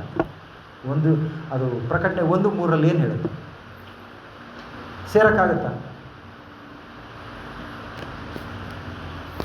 ನಾವು ನಿದ್ದೆ ಮಾಡ್ತಾ ಇದ್ದೀವಿ, ನಾನು ನಿಮ್ಮನ್ನು ಬಡಿದೆಪ್ಪಿಸ್ತಾ ಇದ್ದೀನಿ ಅಷ್ಟೆ. ನಾವು, ನಮ್ಮ ಮಕ್ಕಳು ಎಲ್ಲರೂ, ಸಂಸಾರಗಳು ಎಲ್ಲನೂ ಬಿಟ್ಬಿಟ್ಟು ದೇವ್ರ ವಾಕ್ಯವನ್ನು, ಪ್ರವಾದನೆಗಳನ್ನ ಕುರಿತರೆ ಮುಂದೆ ನಾವು ದೃಢವಾಗಿ ನಿಂತ್ಕೊಳ್ತೇವೆ. ಆತ್ಮೀಕ ವಿಷಯಗಳನ್ನ ಆತ್ಮನಿಂದ ಮಾತ್ರ ತಿಳಿಯಲ್ಪಡೋದಕ್ಕೆ ಸಾಧ್ಯ, ತಿಳ್ಕೊಳ್ಳೋದಕ್ಕೆ ಸಾಧ್ಯ. ಇಲ್ಲದೆ ಹೋದರೆ ನಾವು ತಿಳ್ಕೊಳ್ಳೋದಕ್ಕೆ ಆಗೋದಿಲ್ಲ. ಇನ್ನೊಂದು ಕಾರಣ ಇದೆ ಯಾಕೆ ನಾವು ಬೈಬಲ್ ಓದಿದ್ರೆ ನಮ್ಗೆ ಅರ್ಥ ಆಗಲ್ಲ. ಯೋಹಾನ 7:17. ಬೈಬಲ್ ಎಲ್ಲರಿಗೂ ಅರ್ಥ ಆಗೋದಿಲ್ಲ. ಅವನೆಂಥ ಪ್ರೊಫೆಸರ್ ಇರ್ಬೋದು, ಥಿಯಾಲಜಿ ಪ್ರೊಫೆಸರ್ ಇರ್ಬೋದು, ಅವ್ರಿಗೆ ಅರ್ಥ ಆಗೋದಿಲ್ಲ. ಅದು ಪರಿಸರಿಗೆ, ಶಾಸ್ತ್ರಿಗಳಿಗೆ ಬೈಬಲ್ ಅರ್ಥ ಆಗಲಿಲ್ಲ. ಒಂದು ವಚನ ಓದಿಸ್ತೇನೆ. ಯೋಹಾನ 7:17 ಮೊದಲು ಓದಿ, ಆಮೇಲೆ ಆ ವಚನ ಓದೋಣ. ಆತನ ಚಿತ್ತದಂತೆ ನಡೆಯುವುದಕ್ಕೆ ಯಾರಿಗೆ ಮನಸ್ಸಿದೆಯೋ ಅವರಿಗೆ ಈ ಬೋಧನೆಯು ದೇವರಿಂದ ಬಂದದ್ದು, ನಾನೇ ಕಲ್ಪಿಸಿ ಹೇಳಿದ್ದು ಗೊತ್ತಾಗುವುದು. ಯಾರ್ಯಾರು ದೇವ್ರ ಚಿತ್ತದಂತೆ ನಡ್ಕೊಳ್ಳೋದಕ್ಕೆ ಮನಸ್ಸಿದೆಯೋ ಅವ್ರಿಗೆ ಮಾತ್ರ ಈ ಪ್ರವಾದನೆಗಳು ಅರ್ಥ ಆಗುತ್ತೆ, ಯೇಸು ಕ್ರಿಸ್ತನ ಮಾತುಗಳು ಅರ್ಥ ಆಗುತ್ತೆ. ಎಷ್ಟು ಜನ ನಾವು ದೇವ್ರ ಚಿತ್ತದ ಪ್ರಕಾರ ನಡೀತಾ ಇದ್ದೇವೆ? ದೇವ್ರ ಚಿತ್ತ ಇರೋದು ಆತನ ವಾಕ್ಯದಲ್ಲಿ. ಪರಿಸರು, ಶಾಸ್ತ್ರಿಗಳು ಯಾಕೆ ಯೇಸು ಕ್ರಿಸ್ತನನ್ನು ತಿರಸ್ಕರಿಸಿದ್ರು? ಯಾಕೆಂದರೆ ನಾವು ದೇವ್ರ ಚಿತ್ತದ ಪ್ರಕಾರ ನಡೀತಾ ಇರಲಿಲ್ಲ. ಪ್ರಿಯರೇ, ನಮ್ಮ ಸಮಸ್ಯೆ ದೇವ್ರ ಚಿತ್ತದ ಪ್ರಕಾರ ನಡೀದೆ ಹೋದರೆ ನಾವು ಹೆಂಗೆ ದೇವ್ರ ವಾಕ್ಯಗಳನ್ನ ಕಲ್ತ್ಕೊಳ್ಳೋದು? ಯಾರೋ ಒಬ್ಬರು ಬಂದು ವಿವರಣೆ ಮಾಡಿಬಿಡ್ತಾರೆ. ನಾನು ಅಷ್ಟೇ 20-25 ವರ್ಷದಿಂದ ಅವರು ಪ್ರಸಂಗ ಮಾಡುವ ಹೋಗಿ ಕೂತ್ಕೊಂಡು ಕೇಳಿಸ್ಕೊಳ್ಳೋದು, ದಾನಿಯೇಲ ಗ್ರಂಥ ಹೇಳ್ಕೊಡುವಾಗ ಹೋಗಿ ಕೂತ್ಕೊಂಡು ಕೇಳಿಸ್ಕೊಳ್ಳೋದು, ಯಾವುದೂ ನೆನಪಿಲ್ಲ ಪ್ರಿಯರೇ. ನಾನು ಕೂತ್ಕೊಂಡು ಕಲ್ತಿರೋದಷ್ಟೇ ನನಗೆ ನೆನಪಿರೋದು. ಬೇರೆಯವರು ಏನೋ ನಮ್ಮ ಅಜ್ಜಿ ಯಾವಾಗಲೂ ಒಂದು ಮಾತು ಹೇಳ್ತಾಯಿದ್ರು, ತೆಂಗಿನ ಮರ 10,000ನ ಎಲ್ಲಿ ತನಕ ಮೇಲಕ್ಕೆ ತಳ್ಳೋಕ್ಕಾಗತ್ತೆ? ತಲೆ ತನಕ ತಳ್ಬೋದು, ಅದರಾದ್ಮೇಲೆ ಇನ್ನೊಂದು ಸ್ವಲ್ಪ ಕೈ ತನಕ ತಳ್ಬೋದು. ತೆಂಗಿನ ಮರನ ಅವನೇ ಹತ್ತಬೇಕು ಹೊತ್ತವನೇ. ನಾವು ಪ್ರಸಂಗ ಮಾಡೋದ್ರಿಂದ ನೀವು ಪೂರ್ಣವಾಗಿ ಬೆಳೆದು ಬಿಡ್ತೀರಾ ಅಥವಾ ಹತ್ತು ಬಿಡ್ತೀರಾ ಅಂತ ಅಂದ್ಕೊಳ್ಳೋಕ್ಕಾಗೋದಿಲ್ಲ. ನಾವೇನಂದರೆ ಒಂದು ಸ್ವಲ್ಪ ಪುಷ್ ಕೊಡ್ಬೋದು ಅಷ್ಟೆ. ನಾವು ಪ್ರತಿಯೊಬ್ಬೊಬ್ಬರು ನಾವಾಗಿಯೇ ಏನು ಮಾಡಬೇಕು? ಶಾಸ್ತ್ರವನ್ನು ಓದಿ ಅಭ್ಯಾಸ ಮಾಡಿ ತಿಳ್ಕೊಂಡಿರ್ಬೇಕು. ಇನ್ನೊಬ್ಬರನ್ನ ನಾವು ಕಾಯ್ಕೊಂಡಿರ್ಬೋದು. ಇದನ್ನು ಹಾಳು ಮಾಡೋದಕ್ಕೋಸ್ಕರ ಸೈತಾನ ನಮ್ಮನ್ನೆಲ್ಲ ಬೇರೆ ವಿಷಯಗಳಲ್ಲಿ ತೊಡಗಿಸಿದ್ದಾನೆ. ನಮ್ಮ ಸಮಸ್ಯೆ ಏನಂತಂದರೆ, ನಾವು ಬೇಕಂತ ಕಣ್ಮುಚ್ಕೊಂಡಿದ್ದೇವೆ. ಪ್ರಾಪಂಚಿಕದ ಸೊಗಡಿನಲ್ಲಿ ನಾವು ಸತ್ಯವನ್ನು ನಾವು ನಿರಾಕರಿಸ್ಬಿಟ್ಟಿದ್ದೇವೆ. ಸತ್ಯಕ್ಕೆ ನಾವು ಮಹತ್ವವನ್ನು ಕೊಡ್ತಾ ಇಲ್ಲ, ಲೋಕಕ್ಕೆ ಮಹತ್ವವನ್ನು ಕೊಡ್ತಾ ಇದ್ದೇವೆ. ವಿಲ್ಲಿಂಗ್ ಇಗ್ನರೆನ್ಸ್, ಬೇಕಂತ ನಾವು ಅಜ್ಞಾನಿಗಳಾಗಿದ್ದೇವೆ. ಅವಕಾಶ ತಿಳ್ಕೊಳ್ಳೋದಕ್ಕಿದೆ, ತಿಳ್ಕೊಳ್ತಾ ಇಲ್ಲ. ಬೇರೆ ಎಲ್ಲ ಜಂಜಾಟಗಳಲ್ಲಿ ನಾವು ತೊಡಕೊಂಡು ಬಿಟ್ಟಿದ್ದೇವೆ. Ignorance is no excuse for error or sin. ಅಜ್ಞಾನ ನಾವು ಪಾಪಕ್ಕಾಗಲಿ ಅದಕ್ಕೆ ಪಾಪಕ್ಕೆ ನೆಪ ಹೇಳೋದಕ್ಕಾಗಲಿ ಅವಕಾಶ ಕೊಡೋದಿಲ್ಲ. Where there is every opportunity to know the will of God. ಈಗ ಕೆಲವರು ಹೇಳ್ತಾರೆ, ಹಳ್ಳಿಯಲ್ಲಿ ಹೇಳ್ತಾರೆ, ಮಗ ನಾನು ಏನೂ ಓದಿಲ್ಲ, ಓದೋದು ಬರೆಯೋದು ಗೊತ್ತಿಲ್ಲ, ಅವ್ರನ್ನ ದೇವ್ರು ಬಿಟ್ಬಿಡ್ತಾನೆ. ಬೈಬಲ್ ಓದಿರೋರು ನಿಮ್ಮಂಥವ್ರು ನನ್ನಂಥವ್ರನ್ನ ದೇವ್ರು ಬಿಡೋದಿಲ್ಲ, ನನಗೆ ಎಕ್ಸ್ಕ್ಯೂಸ್ ಇಲ್ಲ, ನೆವ ಹೇಳೋದಕ್ಕಾಗೋದಿಲ್ಲ. ಇನ್ನೂ ಒಂದು ದೊಡ್ಡ ಸಮಸ್ಯೆ ಏನು ಗೊತ್ತಾ? ಬೈಬಲ್ ಓದಿ ತಿಳ್ಕೊಳ್ಳೋದಕ್ಕೆ ಅವಕಾಶಗಳಿರ್ತವೆ. There are opportunities to know the truth, but they did not utilise. ಕಳೆದ ಸರಿ ಹೇಳಿದ್ದೆ ಅಲ್ವಾ, ಇಂಥವ್ರು ಯಾರೋ ಪ್ರಸಂಗ ಮಾಡ್ತಾರೆ ಅಂದರೆ ಜನಗಳು ಬರೋದೇ ಇಲ್ಲ. ಅವ್ನು ಹೇಳಿದ್ರೆ ನಾವು ಬದಲಾಗಬೇಕಾಗುತ್ತೆ. ಅವ್ರ ಸಭಾಶಾಲೆ ತಗೋತಾರೆ ಅಥವಾ ಅವರೇನೋ ಆರಾಧನೆ ನಡೆಸ್ತಾರೆ ಅಂದರೆ ಬರೋದೇ ಇಲ್ಲ. ಯಾಕೆಂತಂದರೆ ಅವ್ರು ಕೇಳಿದ್ದನ್ನು ನಾವು ಬದಲಾಗ್ಬಿಡ್ಬೇಕು ಅಂತ. ದೇವ್ರು ಏನು ಬರ್ಕೊಳ್ತಾನೆ ಗೊತ್ತಾ? ಅವ್ರು ಬಂದು ಇಲ್ಲಿ ಕೂತಿದ್ರು, ಕೇಳಿದ್ರು, ಆದರೂ ಅದ್ರ ಪ್ರಕಾರ ನಡ್ಕೊಳ್ಳಿಲ್ಲ ಅಂತ ದೇವ್ರು ಬರ್ಕೊಳ್ತಾನೆ. ಅವ್ರು ಅಲ್ಲಿ ಮನೆಯಲ್ಲೇ ಇರ್ತಾರೆ, ಅದ್ರ ದೇವ್ರು ಬರ್ಕೊಳ್ಳೋದು. ದೇವದೂತರು ಏನು ಬರ್ಕೊಳ್ತಾರೆ ಅಂದರೆ ಬಂದಿದ್ರು, ಕೇಳಿಸ್ಕೊಂಡ್ರು, ನಿರಾಕರಿಸಿದ್ರು ಅಂತ ಬರ್ತಾರೆ. ಪ್ರಿಯರೇ, ನಮ್ಮನ್ನು ಅಜ್ಞಾನ ನಮಗೆ ಆಗುವಂತಹ ದಂಡನೆಯಿಂದ ತಪ್ಪಿಸ್ಕೊಳ್ಳೋದಕ್ಕೆ ದೇವರ ಅವಕಾಶ. ಅಜ್ಞಾನ ಇದೆ ನನಗೆ ಅಂತ ಹೇಳೋಕ್ಕಾಗಲ್ಲ. ಯೆಹೋಶುವ 4:6 ಹೇಳುತ್ತೆ, ನನ್ನ ಜನರು ಜ್ಞಾನಹೀನರಾಗಿ ಹಾಳಾಗಿದ್ದಾರೆ. ಆದ್ದರಿಂದ ನಾನಿವತ್ತು ಏನು ಮಾಡಬೇಕು? ನನ್ನ ಪ್ರಥಮ ಹಾಗೂ ಅತ್ಯುನ್ನತವಾದಂತಹ ಕರ್ತವ್ಯ ಏನಪ್ಪ ಅಂತಂದರೆ, ನಾನು ಸತ್ಯವನ್ನು ನಾನಾಗಿಯೇ ದೈವವಾಕ್ಯದಿಂದ ತಿಳ್ಕೊಳ್ಬೇಕು. ಇದು ನನ್ನ ಪ್ರಥಮ ಹಾಗೂ ಅತ್ಯುನ್ನತವಾದಂತಹ ಕರ್ತವ್ಯ. It is the first and the highest duty of every rational being. ಬುದ್ಧಿ ಇರುವಂಥ ಪ್ರತಿಯೊಬ್ಬೊಬ್ಬ ಜೀವಿಗೆ ಇದು ಅಗತ್ಯ.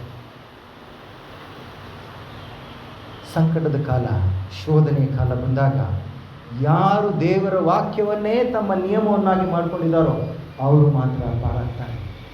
ಯೆರೆಮೀಯ 17:8 ಏನು ಹೇಳುತ್ತೆ? ಯಾವನು ಆ ಮರ ಹೇಗೆ ನದಿಯ ದಡದಲ್ಲಿದ್ದು, ಕಾಲುವೆಗಳ ಬಳಿಯಲ್ಲಿದ್ದು, ಅದು ಧಗೆಗೆ ಭಯಪಡದೆ ತನ್ನ ಶೆಕೆ ಕಾಲದಲ್ಲೂ ಎಲೆಗಳು ಹಸಿರಾಗಿರುತ್ತೋ ಹಾಗೆಯೇ ನಾವಿರಬೇಕು. ಮುಂದೆ ಸಂಕಟದ ಕಾಲ ಬರುತ್ತೆ ಅಂತ ನಾವು ಬಿದ್ದು ಹೋಗಬಾರ್ದು. ಈವಾಗ ನಾವು ಮುಂದೆ ಬರೋ ಧಗೆಗೆ ನಾವು ಹೆದರ್ಕೊಳ್ಳೋದಿರೋ ರೀತಿಯಲ್ಲಿ ನಾವಿರಬೇಕು. ಯಾವನು ದುಷ್ಟರ ಆಲೋಚನೆಯಂತೆ ನಡೆಯದೆ, ಪಾಪಾತ್ಮರ ಮಾರ್ಗದಲ್ಲಿ ನಿಂತುಕೊಳ್ಳದೆ, ಕೊನೆಯಲ್ಲಿ ಏನು ಹೇಳುತ್ತೆ? ಹಗಲಿರುಳು ಧರ್ಮಶಾಸ್ತ್ರದಲ್ಲಿ ಆನಂದ ಪಡುವವನಾಗಿ ಅದನ್ನೇ ಧ್ಯಾನಿಸುತ್ತಿರುವನು ಅವನು ನೀರಿನ ಕಾಲುವೆಗಳಲ್ಲಿ ಬೆಳೆದಿರುವ ಮರ. ಅವನು ತಕ್ಕ ಕಾಲದಲ್ಲಿ ಫಲ ಕೊಡುತ್ತದಲ್ಲ. ಪ್ರಿಯರೇ, ಇವತ್ತು ನಮ್ಮ ಮುಂದಿನ ಸ್ಥಿತಿ ಏನು? ನಮಗೆ ಸಂಕಟದ ಕಾಲ ಬಂದಾಗ ಮಾತ್ರ ನಮಗೆ ಸಮಯ ಇಲ್ಲ. ಈಗ ಯಾರಾದರೂ ಬಂದು ಒಬ್ಬ ಭಾನುವಾರದವರು, ಏನು ನಿಮ್ಮ ಯಾಕೆ ನೀವು ಶನಿವಾರ ಕೈಗೊಂಡು ನಡೀತೀರಾ ಅಂತ ಸಮರ್ಥವಾಗಿ ಬೈಬಲಿಂದ ನೀವು ಉತ್ತರ ಕೊಡ್ತಾ ಇಲ್ಲ. ಆ ವ್ಯಕ್ತಿ ನೀವು ಹೇಳಿದ ಉತ್ತರಕ್ಕೆ ಪ್ರತಿ ಉತ್ತರ ಕೊಡ್ತಾ ಇದ್ದಾರೆ, ನಿಮ್ಮನ್ನು ಒಪ್ಕೊಳ್ತಾ ಇಲ್ಲ ಅಂತಂದರೆ ನೀವೆಲ್ಲೋ ಬೀಳ್ತಾ ಇದ್ದೀರಾ, ಜಾಗ್ತಾ ಇದ್ದೀರಾ. ನೆನಪಿಟ್ಟುಕೊಳ್ಳಿ. ನೀವ್ಯಾಕೆ ಹೀಗಿದ್ದೀರ? ವಿಚಿತ್ರವಾದ ಜನಾಂಗ ನೀವು, ಬೇರೆ ಯಾವ ಕ್ರೈಸ್ತರು ಹೀಗಿಲ್ಲ ಅಂತ ನಿಮ್ಮನ್ನು ಕೇಳೋ ಸ್ಥಿತಿನಲ್ಲಿ ಇದ್ದರೆ ಕೇಳ್ತಾರೆ. ಒಂದು ವೇಳೆ ಇಲ್ಲ ಅಂತಂದರೆ ಕಷ್ಟ. ಕೇಳಿದ್ರೆ 1 ಪೇತ್ರ 3:15 ಹೇಳುತ್ತೆ, ನೀವು ಭಯವುಳ್ಳವರಾಗಿ ಸಾತ್ವಿಕರಾಗಿ ಕೇಳುವವರೆಲ್ಲರಿಗೆ ನಿಮ್ಮ ನಿರೀಕ್ಷೆಗಿರುವ ಆಧಾರವೇನು ಎಂಬುದಾಗಿ ನೀವು ಉತ್ತರ ಕೊಡಿ ಅಂತ. ನನ್ನ ನಿರೀಕ್ಷೆಗೆ ಏನು ಆಧಾರ? ನಾನು ಸಾತ್ವಿಕನಾಗಿ ದೀನ ಮನಸ್ಸನಾಗಿ ಉತ್ತರ ಕೊಡಬೇಕು ಬೇರೆಯವ್ರಿಗೆ. ಎಲೆನ್ ವೈಟ್ ಅವ್ರು ಬರೀತಾರೆ, ನಮ್ಮನ್ನು ದೇವರು ದಾನಿಯೇಲ, ಶಾದ್ರಕ್, ಮೇಷಕ್, ಅಬೇದ್ನೆಗೋ ಹಾಗೆ ಪಾರ್ಲಿಮೆಂಟ್ಗಳಲ್ಲಿ ಕರ್ಕೊಂಡೋಗಿ ನಿಲ್ಲಿಸ್ತಾನೆ, ಕೋರ್ಟ್ಗಳಲ್ಲಿ ಕರ್ಕೊಂಡೋಗಿ ನಿಲ್ಲಿಸ್ತಾನೆ, ಸೆರೆಯಾಳುಗಳಾಗಿ ತಗೊಂಡೋಗಿ ನಿಲ್ಲಿಸ್ತಾನೆ. ಪೌಲನನ್ನು ಫೆಲಿಕ್ಸನ ಮುಂದೆಯೂ, ಆಮೇಲೆ ಹೆರೋದನ ಮುಂದೆ, ಫಿಲಿಪ್ಪನ ಮುಂದೆ ನಿಲ್ಲಿಸಿದ ಹಾಗೆ, ಫೆಲಿಕ್ಸನ ಮುಂದೆ ನಿಲ್ಲಿಸಿದ ಹಾಗೆ ಅಲ್ಲಿ ನಾವು ದೇವ ಸಾಕ್ಷಿಯನ್ನು ಕೊಡಬೇಕು. ಯಾಕೆ ನಾನು ಸಬ್ಬತ್ತನ್ನು ಆಚರಿಸ್ತೇನೆ, ನನ್ನ ಪ್ರಾಣ ಹೋದ್ರೂ ಪರವಾಗಿಲ್ಲ, ನಾನು ಸಬ್ಬತ್ತನ್ನು ಕೈಕೊಂಡು ನಡೀತೇನೆ ಅಂತ ನಾನು ಅಲ್ಲಿ ಕೊಡಲಿಲ್ಲ ಅಂತಂದರೆ ನಾನು ಅವತ್ತಲ್ಲಿ ನನಗೆ ಕೃಪೆ ಕಾಲ ಮುಚ್ಚೋಗದಲ್ಲಿ ನಾನು ಇದ್ದೇನೆ. ಆ ಸ್ಥಿತಿಗೆ ನಾನು, ನನ್ನ ಮಕ್ಕಳು, ನೀವು ಎಲ್ಲರೂ ಪ್ರತಿಯೊಬ್ಬೊಬ್ಬರು ಕೂಡ ಒಳಪಟ್ಟೇನೆ ಹೋಗ್ಬೇಕು. ಯಾಕೆಂತಂದರೆ ಕೊನೆ ಕಾಲದಲ್ಲಿ ದೇವರು ನನಗೋಸ್ಕರ ಸಾಕ್ಷಿಗಳನ್ನ ಹುಡುಕಿ ನೇಮಿಸ್ಕೊಳ್ಳೋದಕ್ಕೆ ತಯಾರಿದ್ದಾನೆ. ನಾನು, ನೀವು ಆ ಸಾಕ್ಷಿಗಳಾಗಿಲ್ಲ.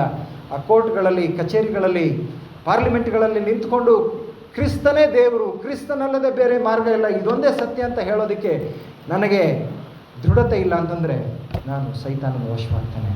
ಪ್ರಿಯರೇ, ಈಗ ಕಾಲ ಇರುವಾಗ ನಾವು ದೇವವಾಕ್ಯದಲ್ಲಿ ಬುದ್ಧಿವಂತರಾಗೋಣ. ಎಷ್ಟೊಂದು ಹೇಳೋದಕ್ಕೂ ಸಮಯ ಮೀರ್ತು, ಸಾಕು, ಎಷ್ಟು ಹೇಳಿದ್ರೂ ಮುಗಿಯೋದಿಲ್ಲ. ಬುದ್ಧಿವಂತರಾಗಬೇಕು. ಆ ಯಮಾಹು ಪಟ್ಟಣಕ್ಕೆ ಹೋಗ್ತಾ ಇದ್ದ ಶಿಷ್ಯರ ಹಾಗೆ ನಾವಿರೋದು ಬೇಡ. ಐಗುಪ್ತ ದೇಶಕ್ಕೆ ಹೋಗಿ ಅಲ್ಲಿ ನಾಶವಾದಂತಹ ಯಹೂದ ಜನಾಂಗದವರ ಹಾಗಿರೋದು ಬೇಡ. ಬದುಕಿಕೊಂಡ ದಾನಿಯೇಲ, ಶದ್ರಕ್, ಮೇಷಕ್, ಅಬೇದ್ನೆಗೋ ಹಾಗೆ ಶಾಸ್ತ್ರಗಳನ್ನ ಪರೀಕ್ಷಿಸಿ ಬುದ್ಧಿವಂತರಾಗಿ ಪ್ರವಾದಿಗಳು ಹೇಳಿದ್ದೆಲ್ಲವನ್ನು, ವಿಶೇಷವಾಗಿ ಅಂತ್ಯಕಾಲದ ಪ್ರವಾದಿ ಹೇಳಿರುವಂಥದ್ದೆಲ್ಲವನ್ನು ನಂಬಿ